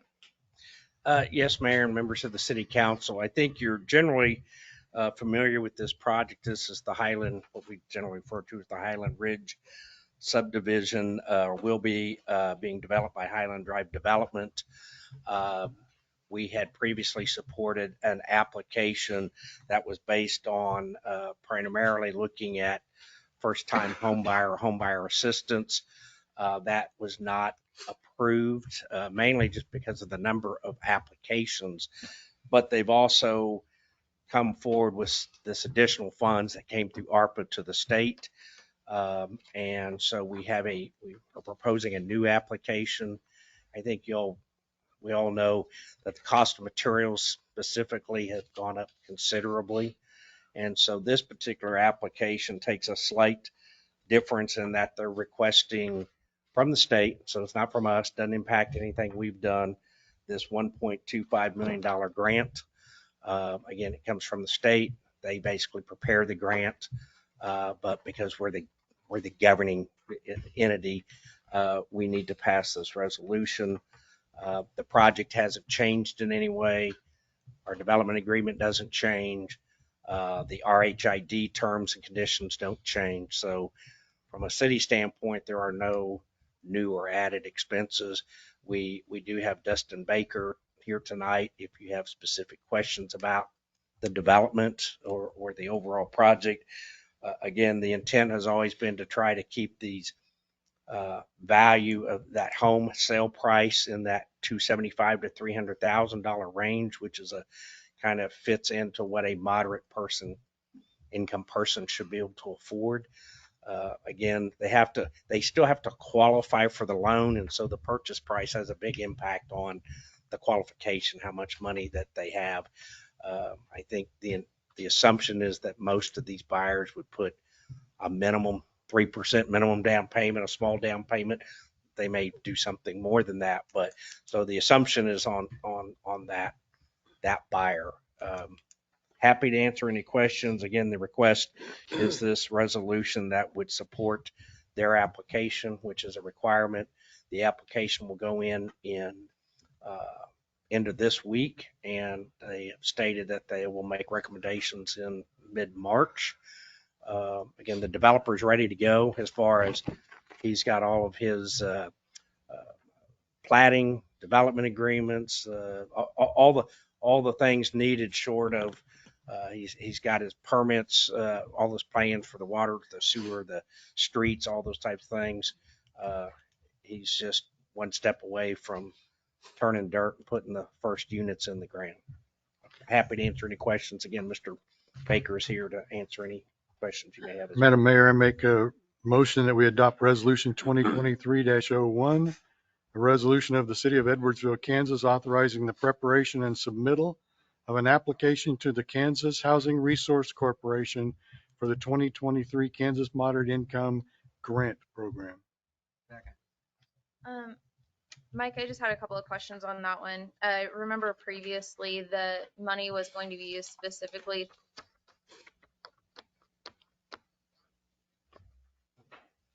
I'm sorry. That's okay. Previously, the money was going to be specifically used to help with closing costs. Right. Is that still the case, or is it to offset builder expenses? Offset building cost of the units is what this grant's for.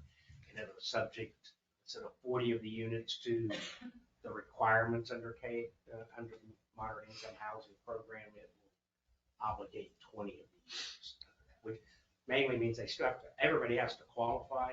It just means that those 20 units will be targeted for that income bracket. And I don't remember exactly those numbers, but it was, I think, in our moderate income housing here. Our moderate income varies by areas, but our lowest is about 51,000, and it's pretty much close to the state average. We have some areas that's certainly much higher than that. So how would somebody, and sorry to get into the weeds a little bit on it, but how would somebody with a moderate income be able to afford a $300,000 home? Dustin, do you want to address some of this? Hi, Dustin Baker, Alcove Development. Well, the moderate income housing income range for one person cannot exceed 90,900. So we're not talking about low income. We're talking about moderate income. For two people, they can't exceed 103,000. Is that 103? 103 for two people. That's 150% of the area median income. Okay. Is the established range for this program. And so it wouldn't be changing it into any sort of a low income housing. It's just No. offsetting some expenses with the goal of lowering the price for the buyers Correct. coming in, helping Yes. potential first time home buyers. That's right. Okay. Yep. Thanks for clarifying that. I know that was kind of a concern of some folks Yeah. before, is making sure that it was not changing. It's not low income. It's not, it's truly a moderate income. This program has been around a long time. It's a great program. So Thank you. We have a motion and a second. Will the clerk please call roll? Bishop, Yes. Mawat, Yes. Shriver, Yes. Scott, Yes. Adams. Yes.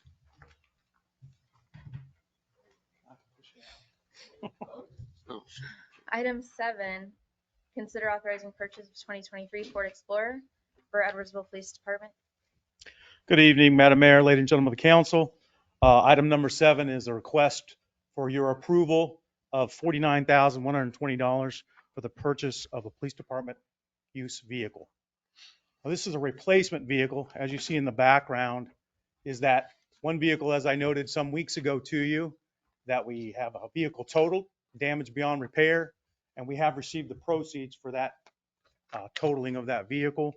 We have a lien holder as in our system of lease purchasing through as a governmental entity. We still have a lien holder. We paid that off. That was a payment already scheduled for this year. It's usually done in July, and the vehicle would have been paid off.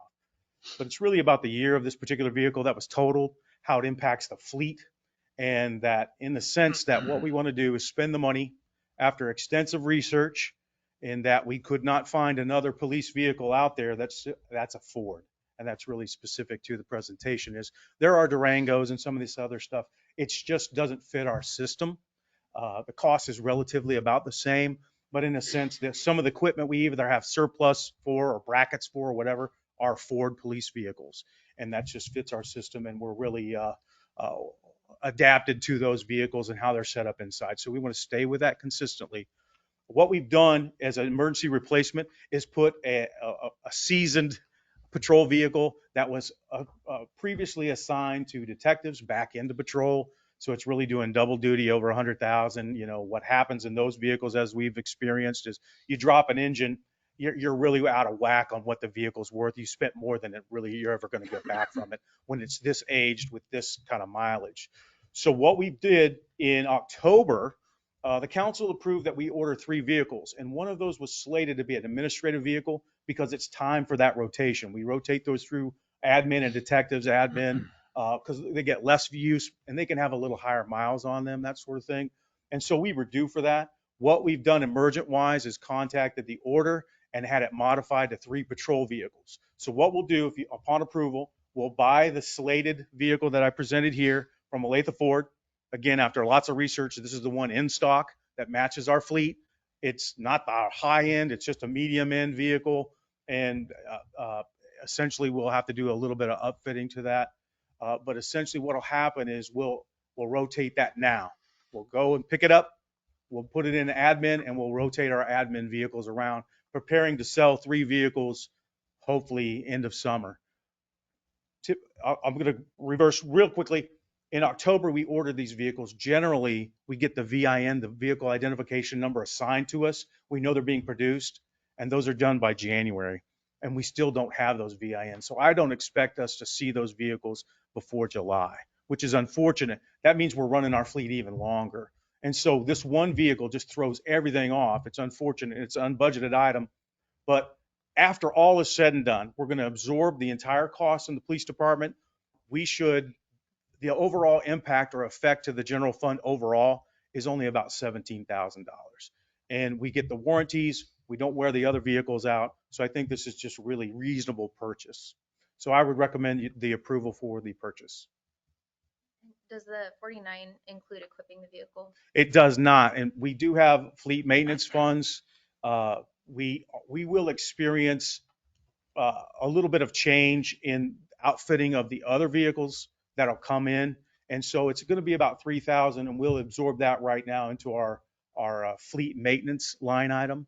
And this will be charged into the police department's capital purchase line item. That's where the vehicles are paid for. Chief, what is the lifespan of these administrative vehicles? They're longer than, and we've had a few for 5-6 years or better. Hopefully this one will last every bit of that long. And when we do want to rotate it, it won't be so big of a change. It's going from administration. It'll never go to patrol because it's not a patrol rated vehicle. So what it'll do is go to detectives, and it'll be a fine vehicle for that at some point, probably in the next 5 years. And you got it at Olathe Ford? Olathe Ford. We tried every Wyandotte County, Johnson County. We called down to Wichita. They had a source in Texas. We have looked and looked, and we were really trying to focus on the police rated vehicle because it just makes the most sense. But but Olathe Ford has this in stock. It's not, we can buy some others. You're looking over $55,000. We just didn't think that was a wise investment. We can get near the same. We don't have to have these some extravagant features. So we're just looking at kind of a mid-range everyday vehicle, though it's going to have some modern, stuff that they put in an everyday vehicle anymore, but it's not one of the high end. It's not some sort of, Will it have Edwardsville lettering on the side? these are admin vehicles and none of them do. Only the patrol vehicles have any lettering on the vehicle itself. So they won't be transporting any prisoners? No, the vehicle. So my admin vehicle is one of the newest ones. I think Jeff Short and one of our detectives have pretty old. And one of the detectives, we took the SUV to rotate back into patrol. So they're driving a 2000 and something Impala that should have been sold 3 or 4 years ago. But we've been using it for training travel. We had a number of personnel turnovers, remember, in the last 3 years. So we had people going to the academy all the time. So we needed them to have a vehicle to travel in. So we just kept that behind. It doesn't have any police equipment in it at all. But right now, temporarily, the detective is driving, one of our detectives. I was just wondering, since it's not used for transporting people, there's no lettering on it, might it be less expensive, for the plain way to say it, to look into like a Malibu or an Impala like you had before, or something like that, instead of a midsize SUV, since they're not transporting anyone? I have a SUV. I have a sedan now, and none of those vehicles were ever set up to transport anybody. They just don't make those anymore. So yeah, I think KCK just bought some Cavaliers or some sort of kind of a mid-size vehicle. I don't know how long they last. We know nothing about it. I think I prefaced earlier, part of what the background suggests is these match the stuff we already have, and we know kind of what they do and how they do and that sort of thing. We would have had an SUV. The SUV is on order. Originally was going to be an admin vehicle, similar to the one I'm asking to purchase now. It's set up very similar. It just has a few extra things like some of the lighting package connections and things like that. So it's a little different, but it's very similar. So they just don't make the sedans anymore. We'd be ordering. Is this 2-wheel drive, 4-wheel drive? This would be an all-wheel. All-wheel drive? Yeah. Okay, good. Madam Mayor, Council, I'd like to make a motion that we approve the authorized purchase of the 2023 Ford Explorer in the amount of $49,120 from Olathe Ford. Second? We have a motion and a second. Will the clerk please call roll? Bishop, Yes. Malat, Yes. Shriver, Yes. Scott, Yes. Adams. Yes.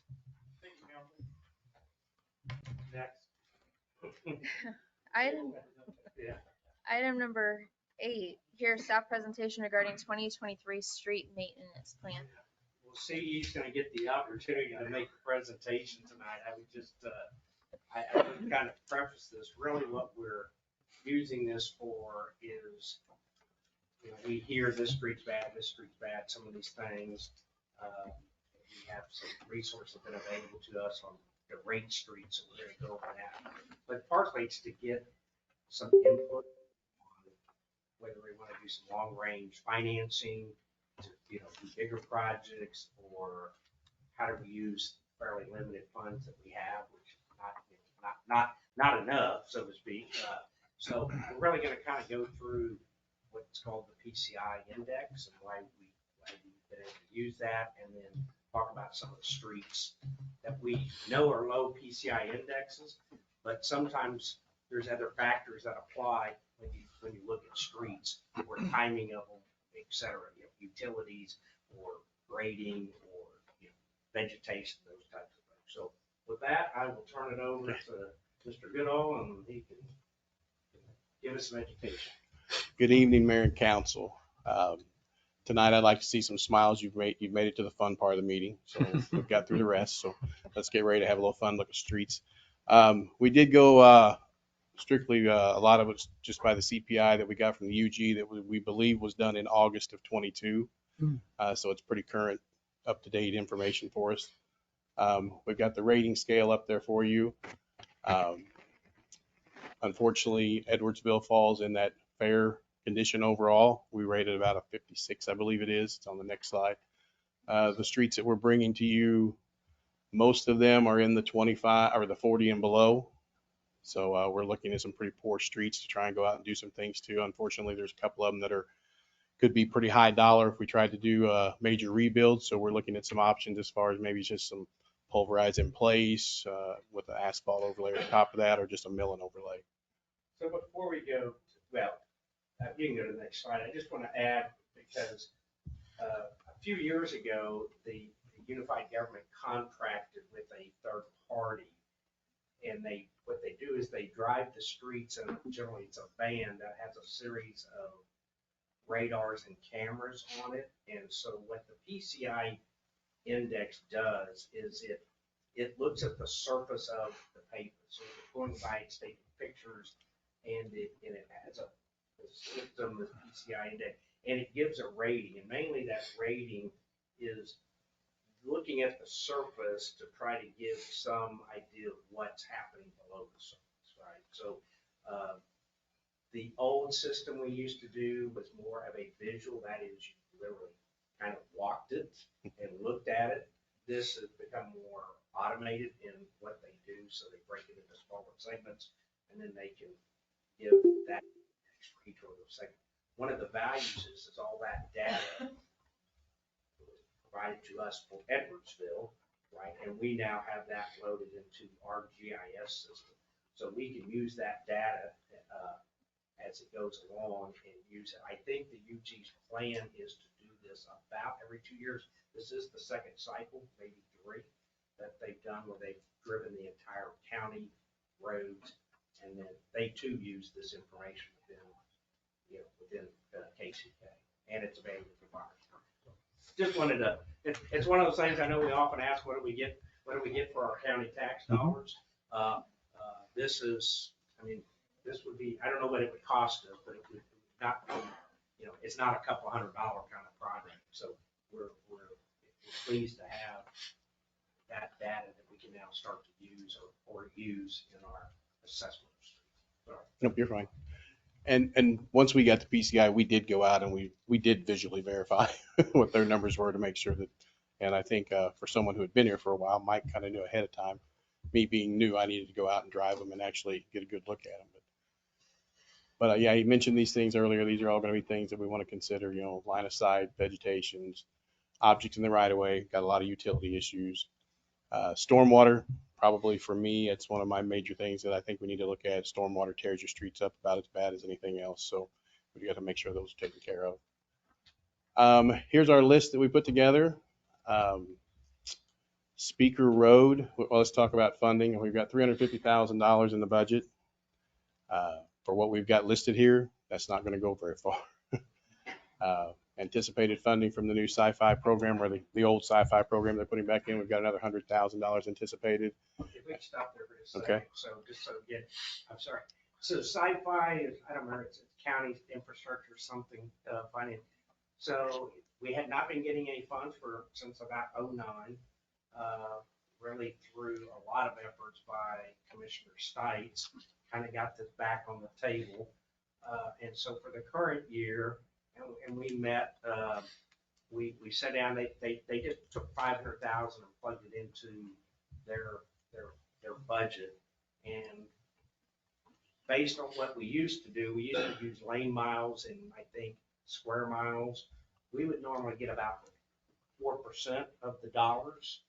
So in this case, what's happened is they took the 500,000, basically 250 went to KCK, 150 to Bonner, and 100,000 to us. I mean, it's not really a per se true formula, but again, it's more than at 4%, we would have got 20,000, or we would have got 10,000. I think everybody agreed that was not possible, in a lot of ways. We will be meeting. So the plan is going forward, they're going to use $1 million on the county side to fund this program. That's kind of the way it was before. And that's about for this year, it's been about 1.7, 1.8.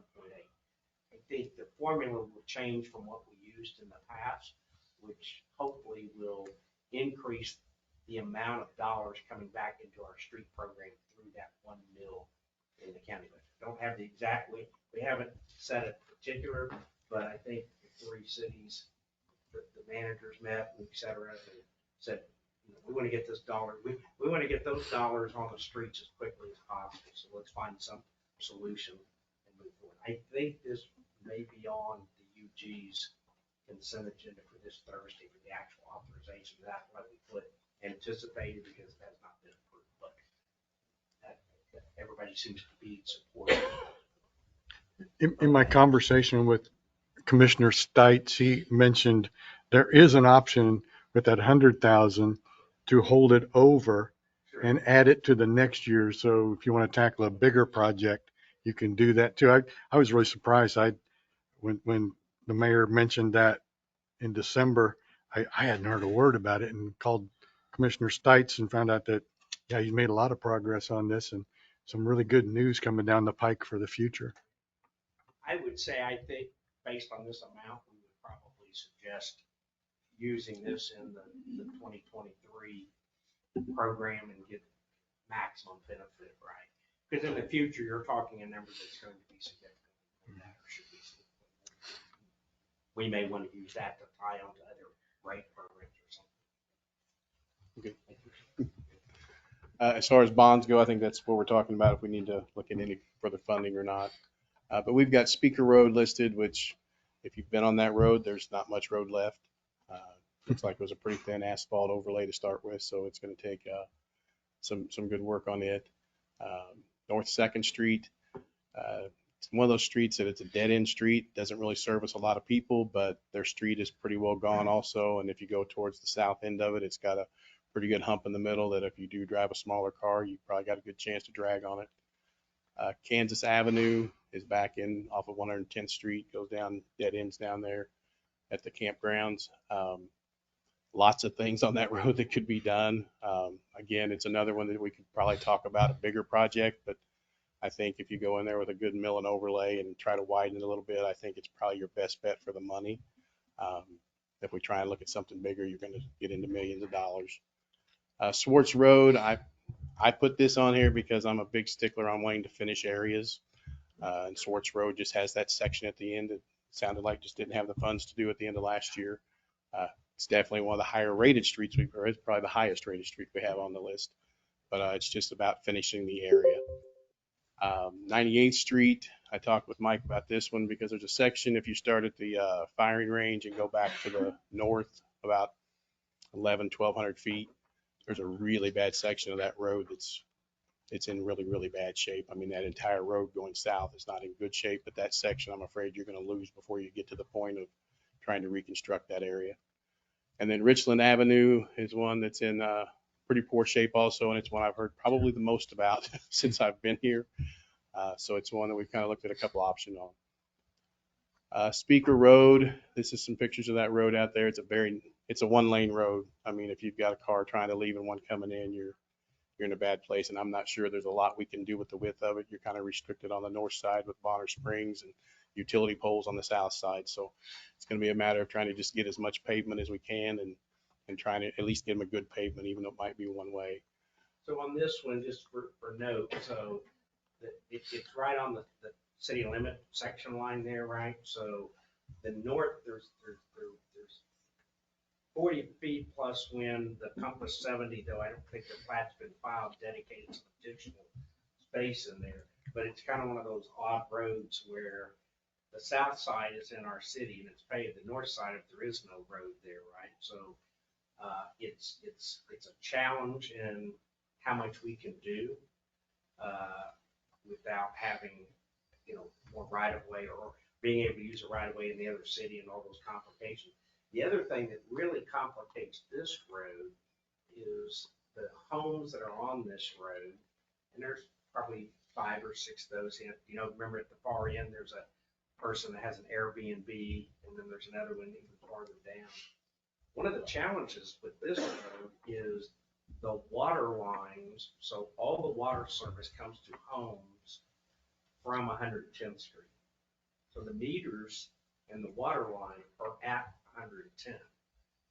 nobody really knows where that water, I mean, we know it goes down there and goes to the houses, but where they're at exactly is a little more challenging, so that'll make this project difficult. And, you know, I don't think that BPU is going to do a water line main extension down there.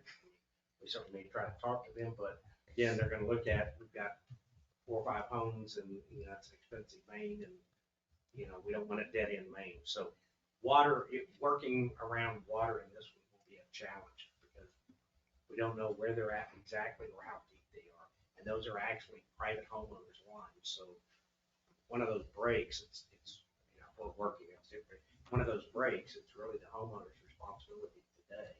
Anywhere from 110th Street to wherever their house is. If their house is 1,200 feet down the road, they got 1,200 feet of water line that they're responsible. Would BPU mark the lines so we know where they are? They don't know where they're at. They're private. They're effectively the homeowner's line, so I mean, we know where the meters are at, and they may be able to help us semi-locate them, but we'll probably have to pothole dig them up or see if there's another way we can find them. It seemed like there was some sort of equipment that they used at the cemetery, at the historic cemetery years ago, where they could kind of go over the ground and find where things were underground. So probably maybe some sort of an equipment that we could borrow. Or We work with them on other projects. How many homes are up at the end of that? I think you've got 6 up through there.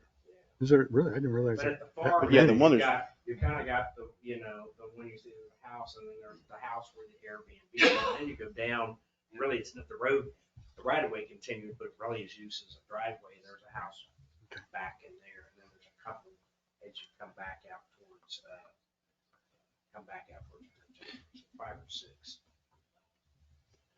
But we're looking at this one. This is one that is pretty thin on asphalt. So we're looking at this probably being something we'd use the pulverize in place.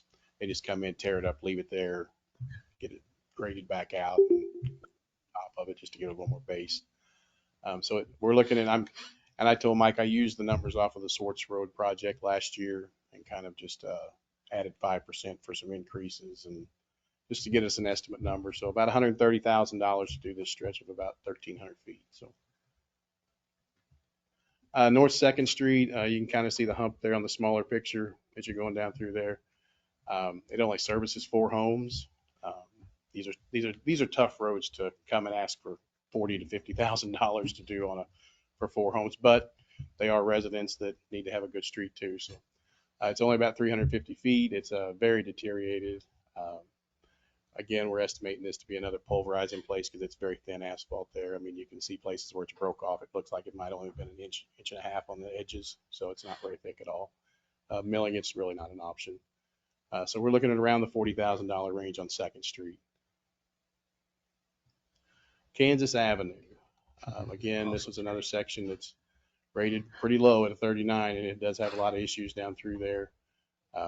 You've got the side over here. You can tell the depressions. You've got a subgrade that's definitely gone away. You don't have a subgrade base there. So probably look at this. It looked like in places there was probably plenty of asphalt to try and mill and overlay it.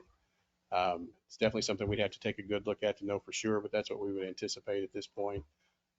Again, we would try and look at the right-of-way issues. I mean, we've got utility poles right off to the south, and there's just not a lot of room to do a lot through there either without making some major changes. But we were looking at 2,200 feet there at about $230,000. The far west end of this project is the most difficult if you've ever gone to the camp down there. You know, you have a pretty good width, 20 feet or so, and then it narrows down almost to a one-lane road. And 2 things are kind of driving it. There's a lot of trees on would be the north side of the road. They're actually in the right of way, so they could be removed. And then on the south side of the right of way, it tends to just go straight up on the grade. So there's no place for really the storm water, but there's a gas line through there. So we have to work until they would be required to relocate it. But it's that end down there. I'm sure a couple of y'all here know that. That's probably the worst part of the road. And as you get closer to just a chip and seal road, Kansas Avenue, where it turns out to 110th Street, it's better. So you're kind of dealing with different conditions out there from something that really probably a simple mill and overlay works for, to probably have to do more than a mill and overlay on portions of the road, if you're gonna do the whole thing. Kansas has about 10 houses. There's definitely going to be some subgrade repairs required in some areas out there, just very similar to what happened on Swartz Road. And then this is Swartz Road. Again, it's rated at a 45. It's the highest rating we've got on here of any of our streets. It's just an unfinished portion of what Swartz Road had done last year. This would extend it on out to 94th Street. Try to get that completed in that area. Oh, really? Looking at around $100,000 for 1,100 feet there. We had this That's initially, 30 or we looked at this as part of the change order we did last year. No, But access. we're trying to stay in that budgeted numbers there. If you drive up there, the big problem is that kind of longitudinal cracking, you get that bump kind of scenario where we mill and overlay, cracks and mill and overlay it. That, speaker will be pretty well done. The good thing about that section is most of that was built by KDOT when they built the interstate, so you have good base, good you got thickness in there, so we don't really have failures in it. It's more the surface. 98th Street, this is that section I talked about that's out by the shooting range. You need to go back north towards Swartz Road. There's several areas in it. Again, we kind of talked about trying to do something as minimal as we could there to make a good surface, just because we hope that section's up to try and do here in the next 2 to 3 years. So, but it's another area it's gotten really bad. I'm afraid if we go through another winter or two, you're probably going to lose that road completely. There's a lot of subgrade issues through there. So I think we're going to have to look into doing something at some point. And if we can't get it in the budget, it's something that staff will have to try and take on, and we'll drag some in to fill the holes, and it's going to fade away with the subgrade issues, but we'll keep after it and see if we can't keep it up and at least passable. But we're looking at about 1,100 feet there, estimated around $100,000 also. Just for clarification, is that included in our 98th Street project that we have approval for and Not and currently. funding? Not the current, but the second phase. Right. Yeah. It's potential. You remember, we lost some dollars in that, we didn't get, the full funding was to take it all the way down to what will be known as the Groves. Right? We're not sure if we'll get there. That's really the issue. So it potentially could be, and that's why we've talked about, we don't want to go, we don't want to go too far, but that project is, at least 3 years before construction. So yeah, we have to do something, in between time, whether that's just continue to throw patches and holes or try to do, a skim coat and some overlay like CE is suggesting here, maybe as a temporary fix. It will it get torn out in the future? Yes, but that'll be wide curve and go. I would imagine, what you're gonna probably see through here is cut. That hill will get cut down anyways, probably. And you're gonna have space on the sides for stormwater pipe. So you're probably gonna, you're gonna probably excavate a fair amount right through there anyway, just the way. If you're kind of coming flat, it comes up over that hill and then drops down. So it would be my guess based on many other roads we've done. Again, those are a couple more pictures of Swartz. You can tell it's very wavy through the whole process. The subgrade's just not good. And then there's Richland Avenue, ratings of 33, so it's down pretty low. You're going to see subgrade failure, pavement deterioration, and then a lot of this is caused by stormwater that just doesn't have any place to go. We've also on this project would have there's a storm tube on the west end as you come around the corner to go on 106th. It's completely rusted out through there, so we would look to replace that during the project so we could at least get a good tube under the ground and carry the water that we could. And that's effectively Betts Creek Beach. Right. Is the one to the east, is that one in decent shape? It's back by the bridge. The hill hopper one? Yeah, by the bridge. There's three. There's three. Yeah. There's one closer down towards. I'll be honest, I did not look at those. That was the one on the east end, so the one that got our attention when we climbed in and started looking, but we can definitely check those. Yeah, if they're an issue, they need to be replaced while we're in there. We don't want to. Yeah, I think the one seems to be pretty solid because the rest of the road's falling away from it. This, and I know that, In a reconstruction, all of these would be in a true reconstruction. We would replace all of these. Now, I will add, and it would come into play here, we do have bond funding still in our program for stormwater improvements, right? So that would probably get paid out of the stormwater, out of that GO bond that we have. It's $200,000, and use that to pay for that portion of it, so that whatever we're taking out of these other funds would be, focused Surface. on that, so we can kind of mix those here. Go ahead. But I mean, we've got a couple of options here. What we looked at, we actually had the contractor go out there and look at it with us. We estimated it out. We just went with a full depth repair, just very, very similar to what was happening on Swartz Road. We were looking at around $350,000. That would get you a new surface on it and actually widen it out to 20 feet in the areas that we could without utility conflicts.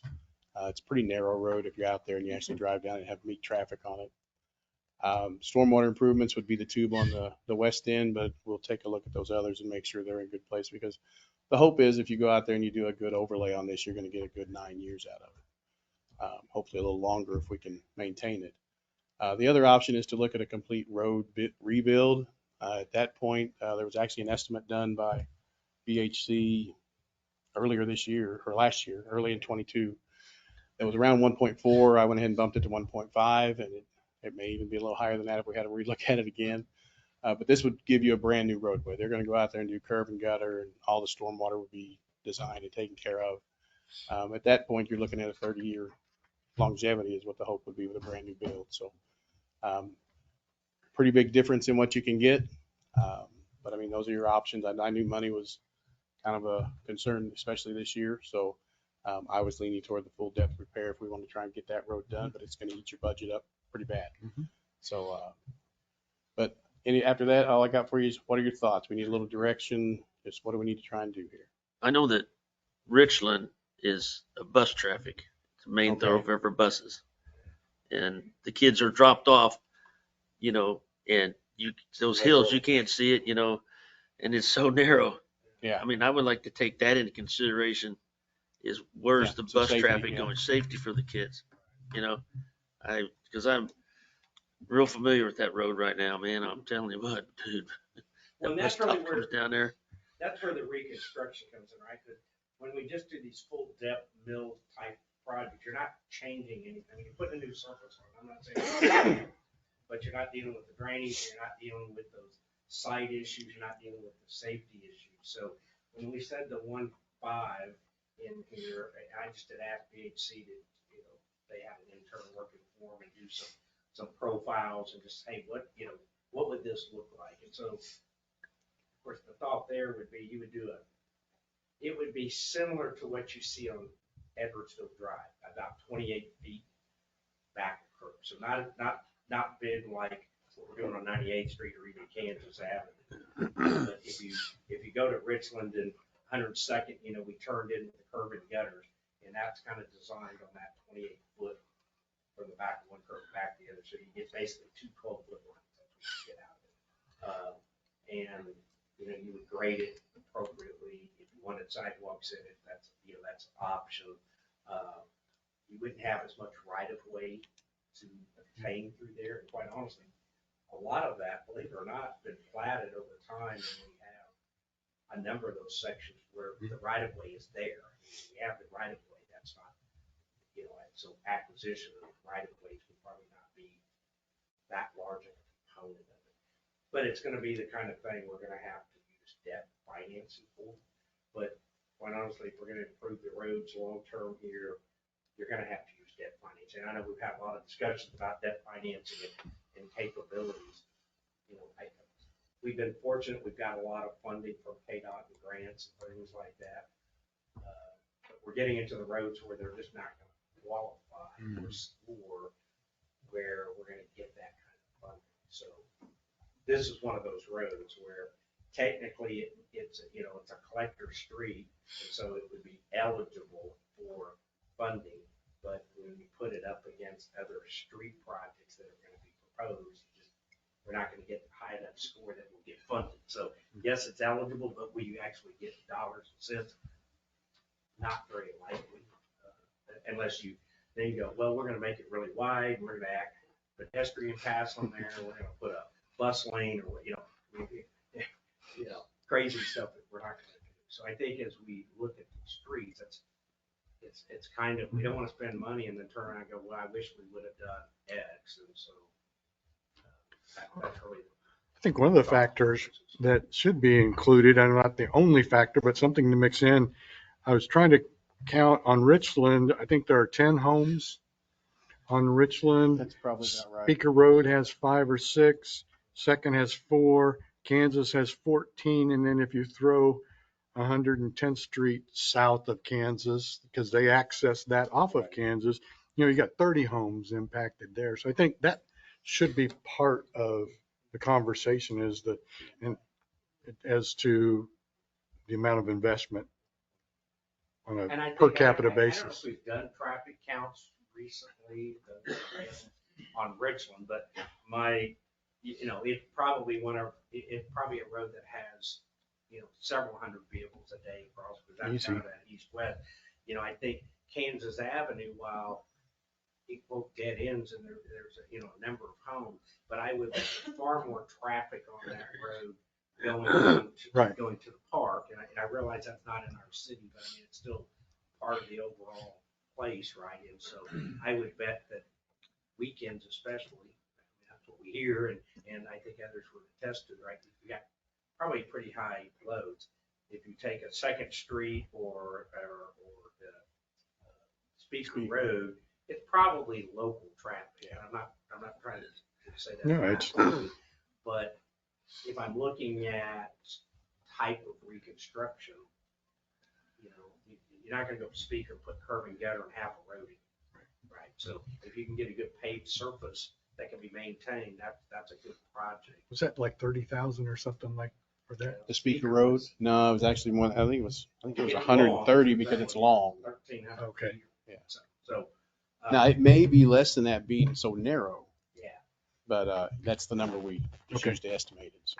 I would just add that there's a lot in front of us, and as nice as it would be to fix everything on the list, we have to do it responsibly and keeping track of tax dollars and prioritize in a way. If we were to use process of elimination on this just a little bit, and maybe the council could give some feedback here, I would think like Swartz Road, we pulled off part of that because it just didn't need it addressed at the time. It was the rest of the project was more in dire need, and that was just kind of left over. 98th Street, you said probably will be hopefully ripping up that section and not necessarily wanting to put money into it just to rip it up in a couple of years, and hopefully that funding goes through. So that might be a couple that we can look at holding off on for now, at least if we're needing to prioritize, and then kind of whittle it down some more. But I would just suggest maybe holding off on those two, because Swartz, most of that was already taken care of, and part of it just didn't need fixed that to the extent of the other part. And then 98th Street, if we're waiting on grant funding for that, possibly that might just be fixing it to rip it up. Yeah, we already have the funding We for have that. funding for the south part. It's just how far past Swartz Road will we be? We'll get through the intersection of Swartz Road. I don't think that's the question. It's how much farther south will we be able to go down? Right. Depending on the funding. Right. Okay. So, it's good or bad. We have the new Groves development. Now they're talking 8 homes are going to be there, but I mean you're going to have new features, the road inside and stuff like that. Again, trying to make all those pieces work. And you said it is going to the Groves at this point, right? The Say Groves. what? At this That's what point, we are including the that 98th section. Street project was initially the estimate was done to go basically to what was the old entrance to our property.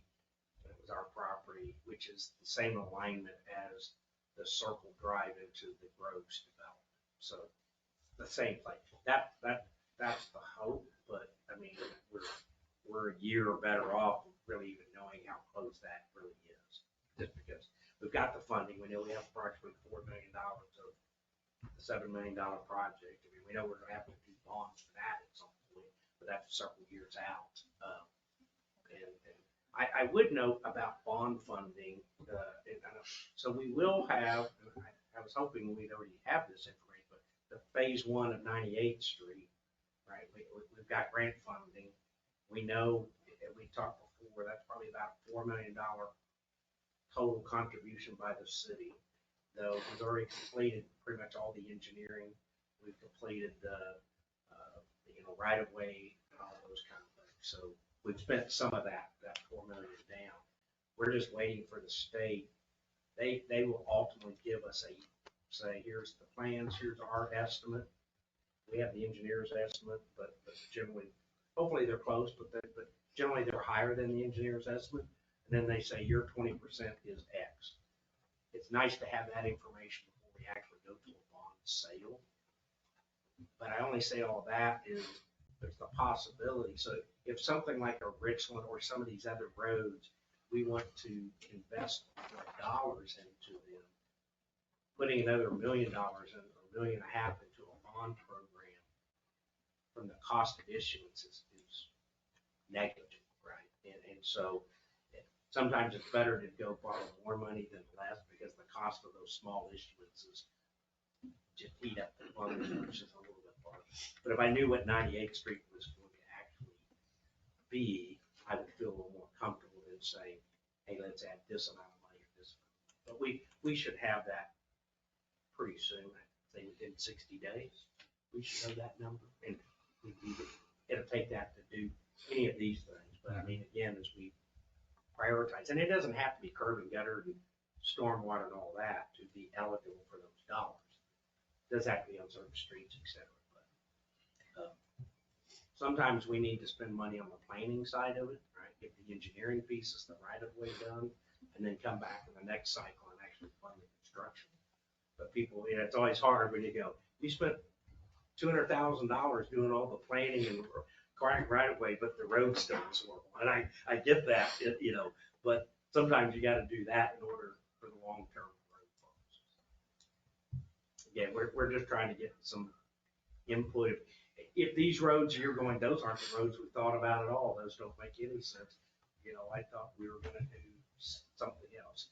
And we may look at other roads for doing maintenance, chip seals. That's a scenario, or seal coat. I mean, personally, I was not very pleased with the outcome of the seal coat project we did. I don't think the product worked the way it should. I'm generally not a big fan of seal coats anyways. But there's some products out there maybe it would work. We're not particularly talking about seal coats now. It's more these construction. So we're not for naming anything. boat. But that same money account, if you want to talk about, when we talk about street maintenance, right? I mean, there are places where that cost per foot is less if you use something like a chip seal. Okay. Some people don't like chip seals, right? But there's certain roads maybe that works there. If you drive, Edwardsville Drive and 110th Street, right? It's doing, for those that were here when we did that 15 years ago or so, or 12, 15 years ago, we milled that all the way down to the concrete. We came back with, I think, 4 inches of asphalt. I think I said at the time, we can get 12 to 15 years before some of those cracks start coming back up. That's going to be good. But To where we are. we hope we be able to do more of that. So what is it that you would like us to do tonight? What information? Just informational? Yeah. Okay. If there's something again, if you think these roads aren't really on track of where you want to be, or if you think, and you can do this later, if you think there's a road that you think might be a higher priority, for whatever those reasons are, let us know. I haven't been on it. We were trying to use the analytical tools we had available. Sure. So it might be good to give our council time, maybe to come back or shoot you an email, give us time to go drive the roads, and I know a lot of us probably drive them every day, but just kind of with this in mind. What I hear the most about is Richland, Kansas in Speaker. Like that's what I hear the most about. But maybe would it be all right for you guys and council to maybe drive the roads, take some time, and then would you like us to email you or CE You can go ahead and email me. Okay.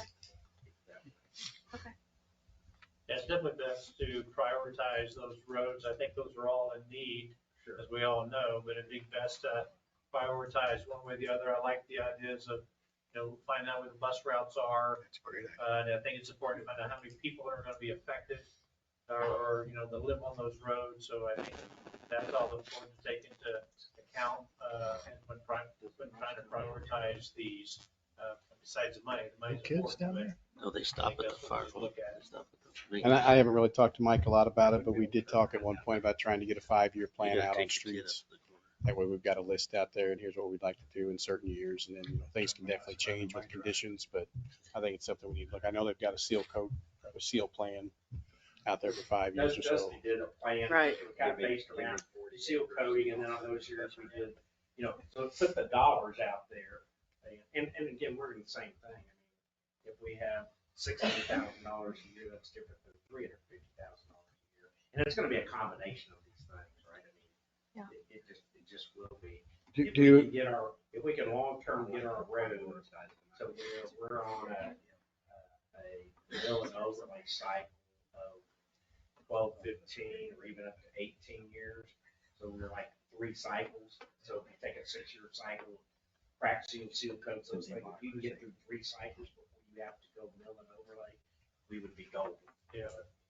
We're not there yet. No. So would this include some crack seal for maintenance of some of the higher rated roads that The need money some would crack be the seal? same, I believe, but it would be something that, I think crack sealing, we've done some of that ourselves. We do that in the Internal. public works budget. Okay, Not but necessarily the special. but we're still going to do that. Oh, yes. Okay, all right.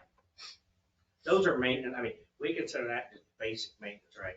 I mean, the key is you don't want to go build a brand new road and then 15 years later, 20 years later, it's like that. I mean, Right. you want to invest in your assets, right? And that's really been the problem. We haven't had the ability to invest in some of those assets that deteriorated to a point that now you got to spend more money than if we could have invested on.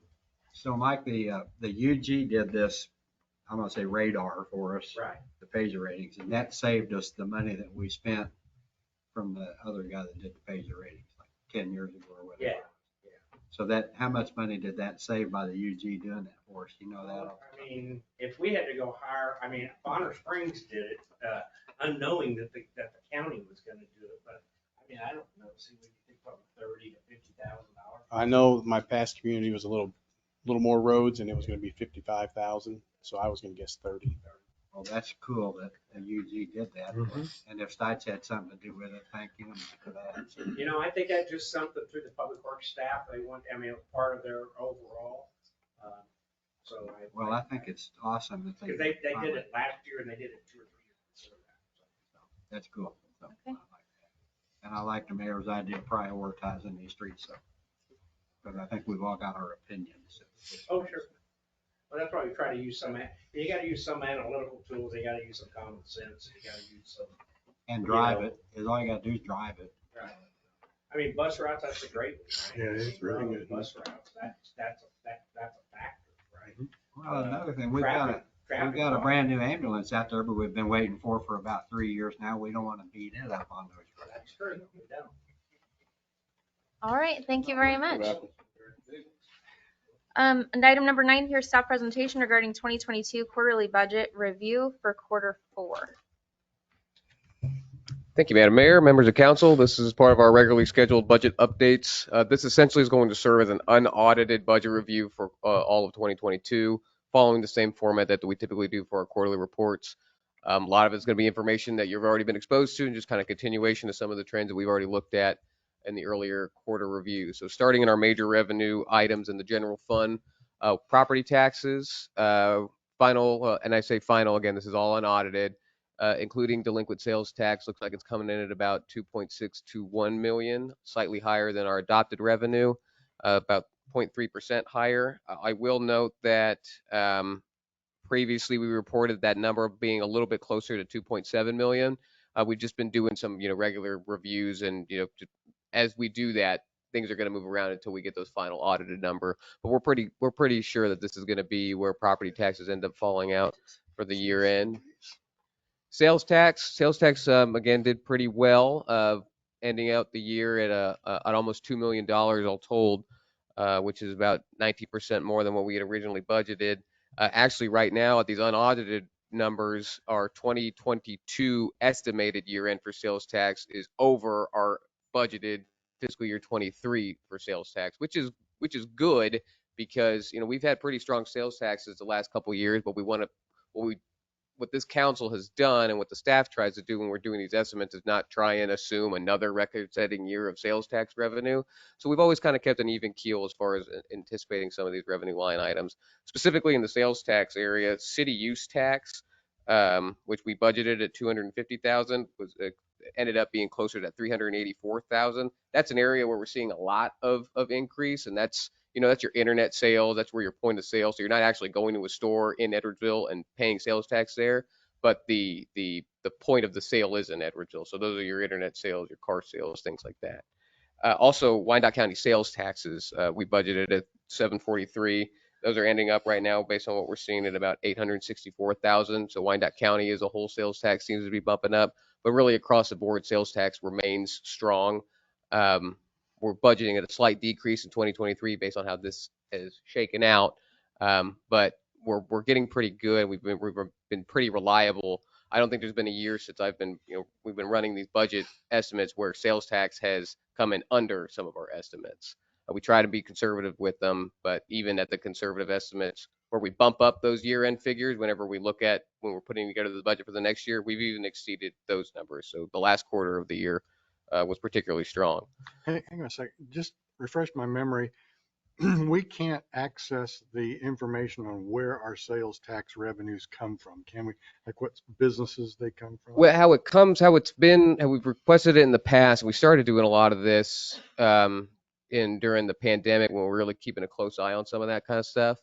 Is different. It will report on sectors, so it'll have different sales tax codes related to automotive sales or mercantile stores or something of that nature, to where we can see where those different sales areas are being allocated within the city. I assume we can request it for a county-wide perspective, but those reports are actually sent. There's a Department of Revenue portal in there. Now, we don't have a tremendous amount of traditional cash registers, so if it says whatever the car dealership sales tax code is for the Department of Revenue, I have a pretty good idea where that's coming from by and large. But that's typically how the breakdown comes. If we're wanting to get to that granular level of analysis. I'd be very interested in knowing what sectors, Mm-hmm. the amounts from what sectors, because I have a feeling the car dealership plays pretty big. Car dealership's pretty big. When we looked at it a couple years ago, obviously our gas stations and our service stations they're a pretty strong driver of that local sales tax, which is good because now we've not really, since we've had the special sales tax, really commissioned a study to determine this, but common sense kind of dictates that it's not a majority of Edwardsville residents actually paying that sales tax. And so that's the sales tax that is part of our special sales tax. So when we have a good year for sales tax and use tax within Edwardsville, that's a good year for the special sales tax. And if a big portion of that is coming from our service stations, which are not being paid by Edwardsville residents, or being paid by people on K32 or people pulling off on the interstate, that's just money coming into those funds to pay for things like roads and parks projects and fire and EMS that are not being burdened by actual residents. Right. But as we're going to be diving a lot more into that over the next 2 years as we look towards possible renewing of that special sales tax, so we get that granular data to see where that money's coming from. And if you have any other questions during any of this, just feel free to hop in. On franchise tax revenue, we adopted a $510,000 for estimates. We're ending up a little bit about 2% more than that at $520,000. There was a big spike in 2018, and after that it dipped because of the consolidation of Evergy and Westar, but now we've got a pretty good handle on how that line item is going to perform. Not a whole lot of surprises out of there. Same thing with gaming revenue. That's really returned to the rates of return that we became used to before the pandemic. You see that big dip in 2020, but we're really at that consistent level of returns. The biggest challenge with this fund is the regularity in which the county pays it to us. It's the way it's set up is it's a monthly essentially a monthly payment that the county gives to us. Sometimes we get none in a month, and sometimes we get 2 the next month. So you just got to keep an eye on it and make sure that when you're analyzing it, it all kind of levels out at the end.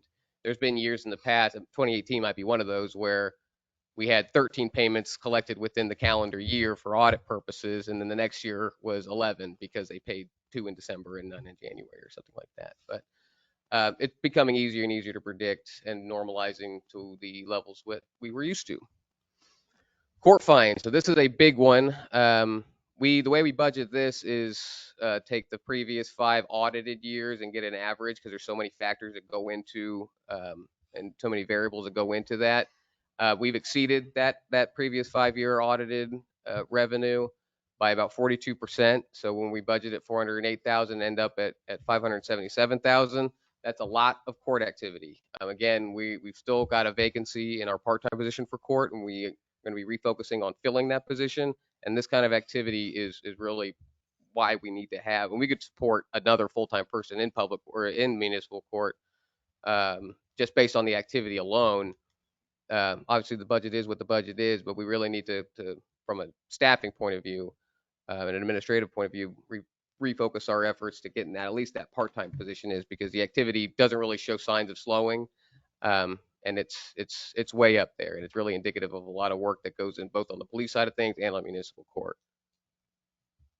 Ambulance, we had some concerns in the beginning of the year and into the second quarter where revenue for ambulance was kind of trailing, and it just kind of caught up, and we don't really have a good explanation as to why. But towards the end of the second quarter, end of the third quarter and into the fourth quarter, it really just it started performing at the levels at which we kind of were anticipating. So ended up about 4% over where we had originally budgeted at it, where we were kind of assuming we might be a little bit under that. So, surplus in the revenue items is always a good thing. We'll be changing into a different billing agent for starting next year. So that might affect some of the starting this year. Okay, starting this. Oh yeah, sorry. I'm thinking next year from 2022. So starting this year, we'll have a new billing agent, which we're going to keep an eye on and monitor what exactly how that changes our frequency of getting that revenue in. Motor vehicle taxes. I mean, again, these are kind of what they are. The estimates that we get are always a little bit low. So not a whole lot to report there. Not a lot of variability to keep an eye on. Ended up being 4% over where we had the estimates that we got. Over is good.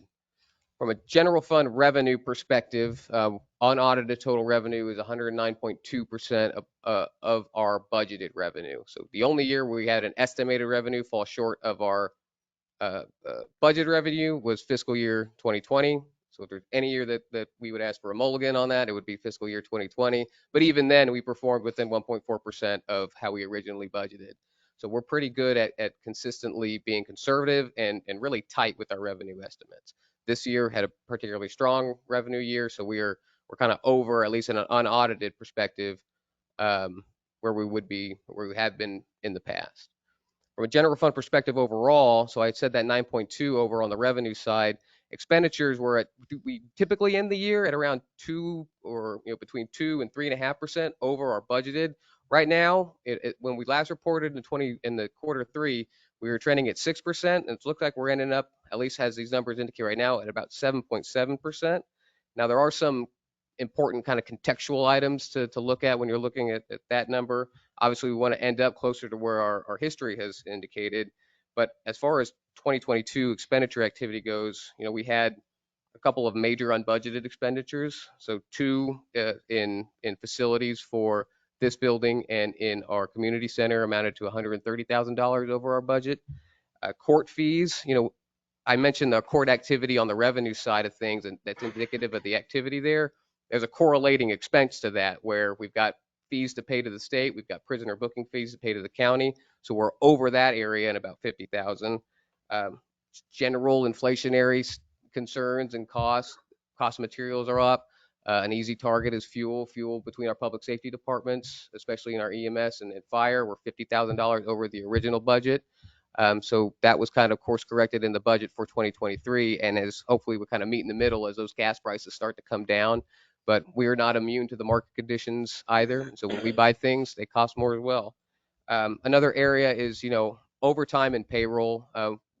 this last quarter of the year, we've got a real tight, our city manager is really taking a good look at that.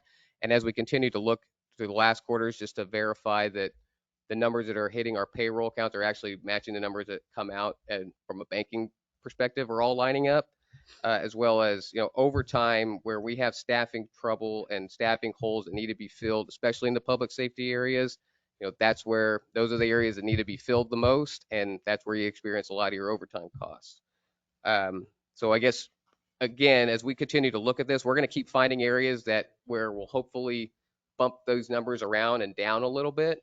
I know just off the top of my head, for 2022 expenditures, we've got about $20,000 worth of expense captured in municipal court for cash bond related items, which really should be budgeted out of our cash bond fund. And that's really just a product of, we've been without a full-time finance person for about 4.5 months. And so at the front end of things, you're kind of trying to avoid duplication of efforts. And right now we're just kind of shoring up, making sure the house is clean as we prepare to give all of the materials over to our auditors. So these numbers are always going to fluctuate. They always fluctuate from this report to the final audit report. But the silver lining being is that, even at that 7.7%, expenditures at no point in the year ever outpaced revenue. So even if this were the final hard numbers, our general fund balance would still increase by about $82,000. So with revenues coming in strong, we were able to keep pace, and everything we try to maintain as close to a budget neutral position, and that's kind of what it's shaking out to right now. As the auditors take a look at it and we continue to firm things up, those numbers are going to shift up and down a little bit. Any questions on the general fund before I move forward? Looking at our other funds, debt service fund comes in pretty much exactly as expected. Not a lot of variability in that fund. There's a $150 difference between our expenditures and our budget and what it's looking like right now. Those are mostly related to different filing fees. Really nothing to report out of the debt service fund. Special sales tax. Obviously, I mentioned our sales tax figures are up above our revenue. So just a little bit of housekeeping I should have clarified. What's in the green, that's our revenue.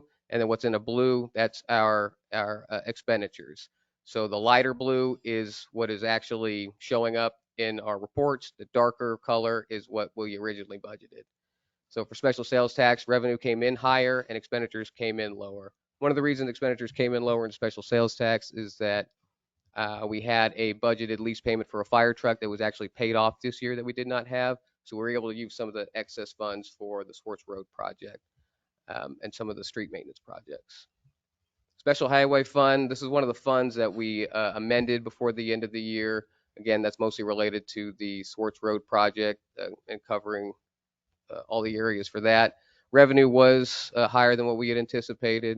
But again, when we amend the budget, it doesn't really take into account additional revenue. It's really just taking into account the expenditures that you had that weren't accounted for. Economic development, we have we have $66,000 budgeted in there essentially in case we need it for different economic development initiatives. This mostly covers, our Wyandotte County Economic Development Council membership. We've been budgeting our Chamber of Commerce membership out of there. So right now it's shaking out to be a little less than 30,000. Solid waste, our budgeted expenditures in that area was 233,000. Obviously, with the different changes in the rate structure that Casey Disposal charged to us, that bumped up a little bit. But at least at this point, our revenues are kind of keeping pace with where our budgeted revenues were at. A little bit lower than what we had thought, but it's still better what it's been in the past. And we're still, we've worked to close that delinquency gap and continue to do that. And we will continue to do that into 2023. Sewer fund, that's another one where we have budgeted expenditures kind of a little bit outside of the norm, a little bit higher to take into account any catastrophic repairs that we may need to have for that, for the sewer infrastructure. Luckily, nothing major happened where we needed to amend that fund, but expenditures came in at about $800,000 and matching the revenue with about a $500,000 difference.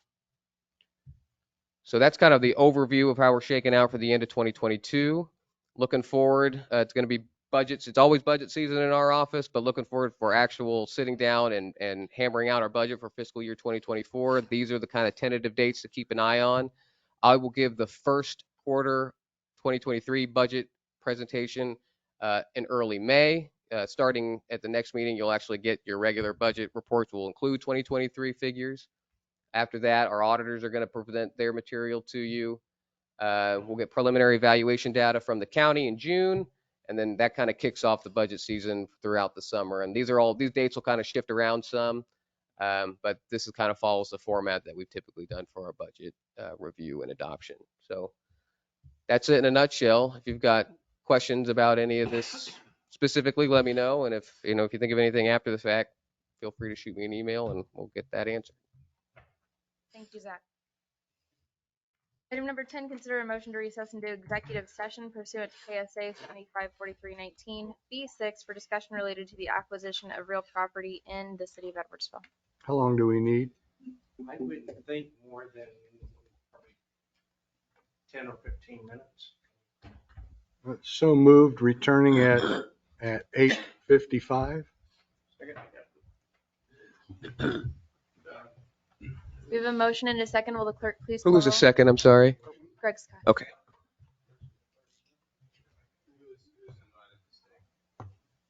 For executive? Oh, The attendees. So I assume we would want the council council and as well. legal. And the city manager. And city manager. Mike, is that? That's typically, yeah. Okay. Typically, unless if we have anybody beyond that, we generally don't announce that if there's somebody else that needs to be in the executive session. Make it 9 o'clock. Okay. Do you think we should? Clerk, please call roll. I would like to amend my motion to 9 o'clock. Second. Second. Third. Fourth. Okay, 9 o'clock. Councilmember Bishop, Yes. Malat, Yes. Shriver, Yes. Scott, Adams. Yes.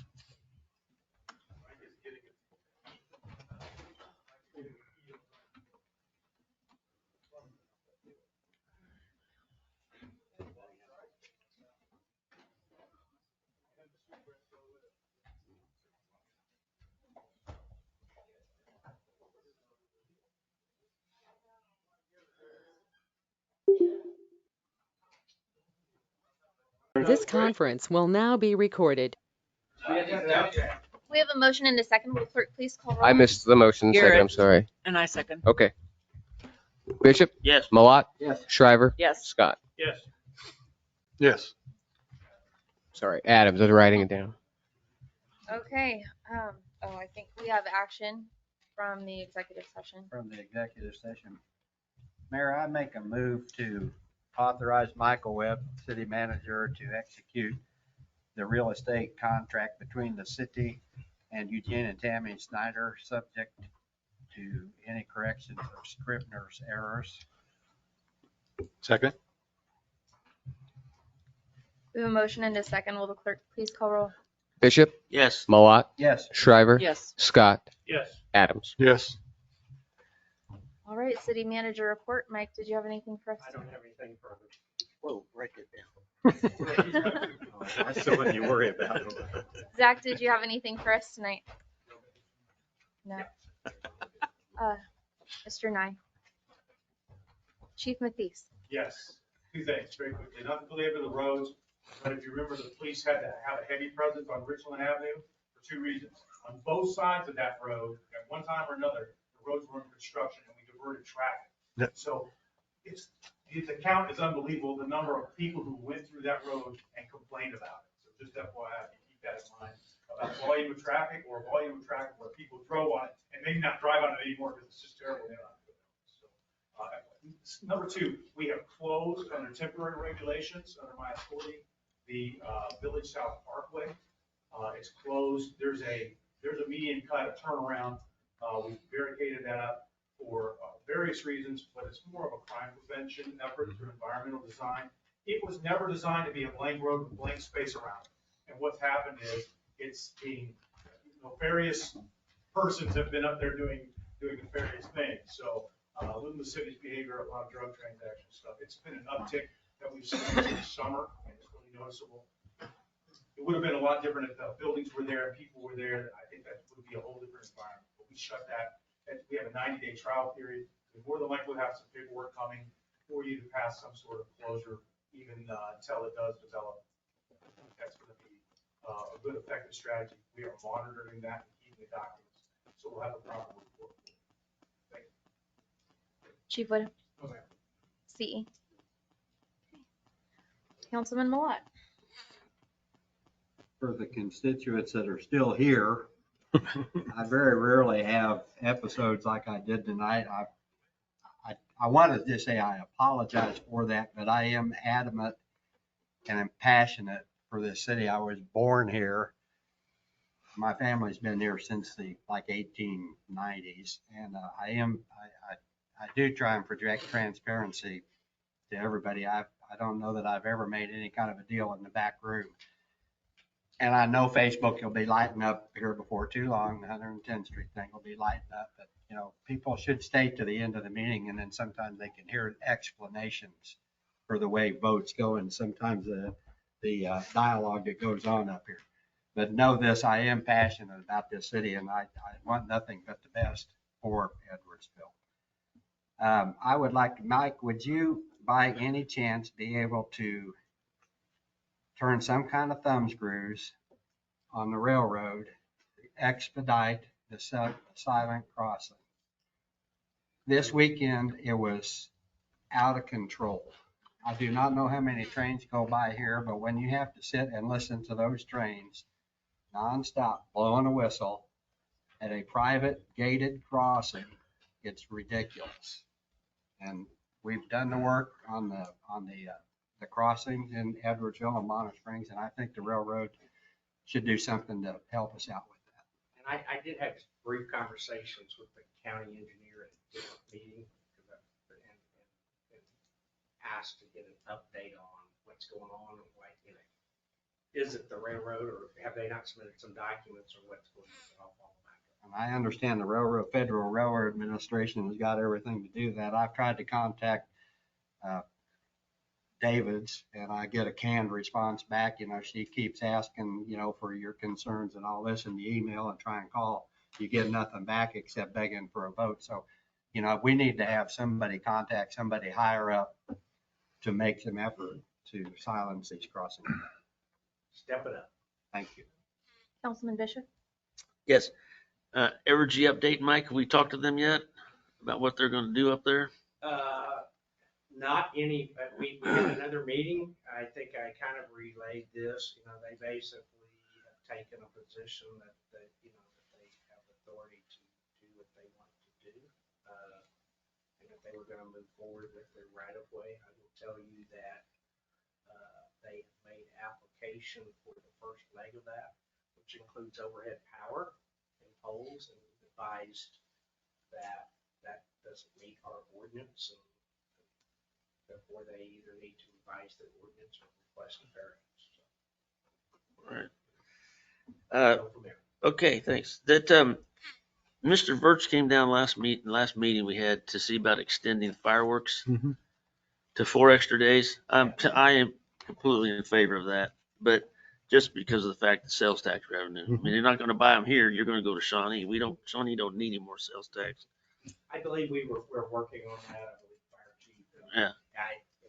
We had hoped to try to get it on this agenda, but as you see, the agenda got pretty busy. So we'll try to plan that for the next agenda.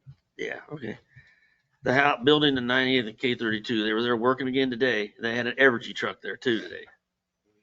We had red tagged it. They were there working today. The code enforcement officer went to that site and met with those people. So I don't know further outcome of that, but yes, we observed that.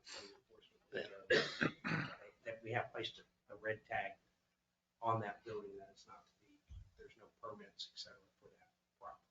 Good. Chief Mathis, I got it. When we're coming down 110th Street on the new section headed south, it says, I forget exactly what it says. Oh, it's a yellow sign says 35 miles an hour ahead, and it's 10 feet away. The 35, it's 10 feet away. Yeah, can we just get rid of that one and make it so it's the one, Suggested. Yeah. Yellow suggested. Right. But I mean, with the other ones. This morning that it's changed. 10 feet, maybe. It says 35. Yeah, you got it. I don't know if that was part of the project or. I think that they reused the post there. I thought they had moved that back. I know we talked. Yeah, it's still there. It's still there. They took the post that had before, if you remember, it still said 45 and then 35, Yeah. and it was like, well, no, it's 35 at the Yeah. point where the road narrows. That is basically the change so many feet north of the intersection of Speaker. And I know that's where the speed limit sign is placed. Yeah. But I think they just used the old post that was there. Oh. For the new speed sign. It's confusing to some people. Yes. The, We can move it back. I mean, it needs to have a reasonable distance. yeah. All right, that's all I got. Councilman Adams? I'm involved with the Economic Development Task Force for Wyandotte County, and it's been very interesting conversation. And a lot of the verbiage that they use is not very favorable to the west end of Wyandotte County. And so it's been an interesting discussion, but I have noticed that there's more sensitivity. I know the mayor's worked hard on this. We've been working on it for 15 years to get Western Wyandotte County recognized, but the mayor and council or Commissioner Stites, and I think even Tom Burrows has really aided greatly in that. But I spoke with CEO Garner the other evening when I was there for the interview for the 3 finalists for city manager in Wyandotte County Wyandotte County, and introduced myself, and he was very open to, tell me what you need in Edwardsville and we will definitely listen. And so I really want to, I know there's several of us that probably sent emails that way and bugged them and pestered them and on all the years, and the intensity ramping up has really worked well. And things like that city, that street deal, that's a big deal. We're making great strides in holding our county accountable for our citizens, what our citizens deserve out of the county. So I do appreciate, all the work over the years and the kind of the ramp up or the putting into warp speed in the last 12 months. Commissioner Stites had said that he'd be reporting to us on a periodic basis, and it's been a while. It's been more than a day or two. And so can we invite him and get him on the agenda so that he can give us an update on what's going on in Wyandotte County? Yeah, he's mentioned that he'd be more than willing anytime to come in. So maybe we could, Mike, maybe you could email and see a date that works well for his schedule. That's all I have. Councilman Scott? Thanks for bringing the ambulance out for us to look at before our meeting. It looks great. Glad to see that we have that in our possession. When will you be able to put that in service? Target date is 1 March, so about 17 days. They'll have radios Wednesday, decaling next week. They've already started the training on the operations of it, what's the difference between that and the van chassis. So we're hoping by the time the middle to end of next week, it's really ramped up and everybody's starting to see it out a whole lot more than it already is. Our target date actually is about 1st of March. Okay, perfect. Yeah, it's a nice piece of equipment. And on the bus routes, do we have an active list of what roads that are, okay. I've reached out to Superintendent Brungart and I've asked for that. I didn't know if we already had it, but I've reached out to him. I texted him. So we'll see how he responds with that, and I'll send it to you if I get it. I think it's just. In the past, when we had road constructions and things, we would tell them, hey, this is supposed to. Yeah. And I know that they, maybe shows, okay, well, we're gonna have them go, but I don't believe we have any documents that I'm aware of where we have what it is. But bus routes are probably good information. Yeah, I think it's good information for everybody to have, or I mean, at least for city officials. Okay. I just want to echo, Councilmember Malat too on transparency, believe in it 110%. And I really believe this council, does as well as city staff. And I think getting more information about what we can do and not do with the agenda, I think is beneficial. I understand what our mayor was wanting to do as well. But it does help us, I think, in the future to get better understanding of all of that. And I think the agenda coming out ahead of time like it does, and maybe a day early or Friday is, we're making that work, and it's fine. And I was also going to ask about the railroad crossing. I know the ladies at the bank, it's their, I hate to say they're used to the train, but all business stops when that train comes through. So that's just one location that's impacted by that thing. So if anything we can do, maybe get our new attorneys, maybe all three of them, to write a nasty gram to expedite that somehow, some way, that'd be great. We'll see what we can do through diplomacy first. There you go. Councilman Shriver? I too will touch on the ordinance regarding the agenda for the meetings. I think the word transparency hit a lot of nerves tonight.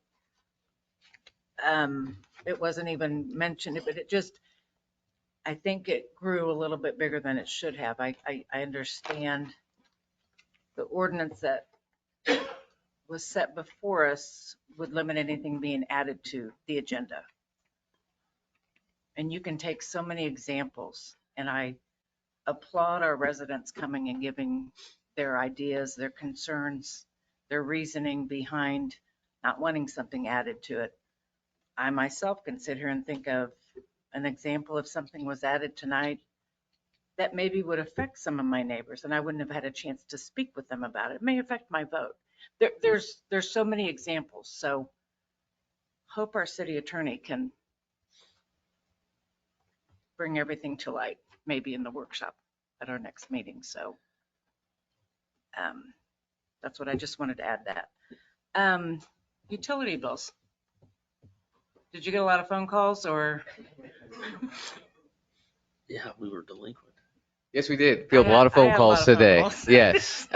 So we send a file to our printers that generate the utility bills and the delinquent bills, and they received the wrong file. But yes, we did. We have been fielding a lot of calls. We ended up putting it out on our email blast and our text alert, letting folks know about the mix-up.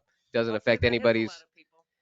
Correct. Yeah, it doesn't really affect any of the balances in there. It's just really a printing error more than anything. But yes, if anything, it gets a lot of people calling and asking about the utility bills and encouraging them to switch over to online or automatic billing.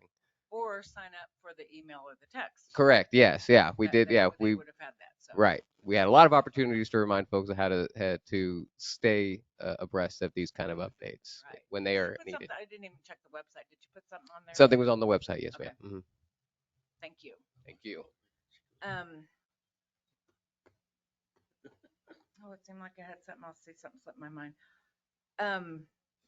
Happy birthday, Chief Mathies, and our mayor.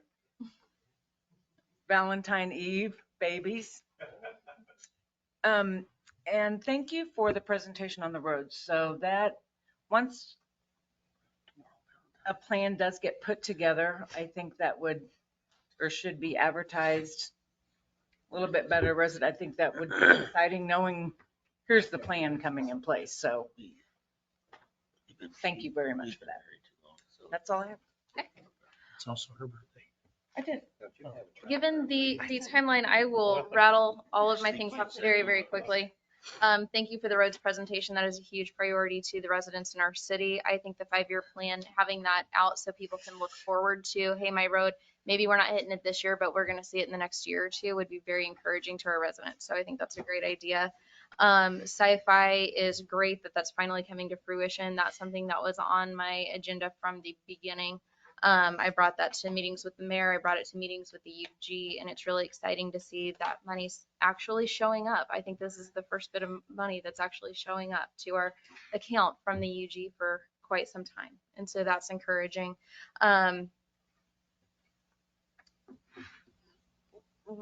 Really quickly, I wanted to just bring up an ordinance that we passed a while ago regarding codes. Chief and Mike brought this to us. Ordinance 1047 in section 7. The reason that I thought of it is I had somebody call me today who was looking at a property in Edwardsville for sale.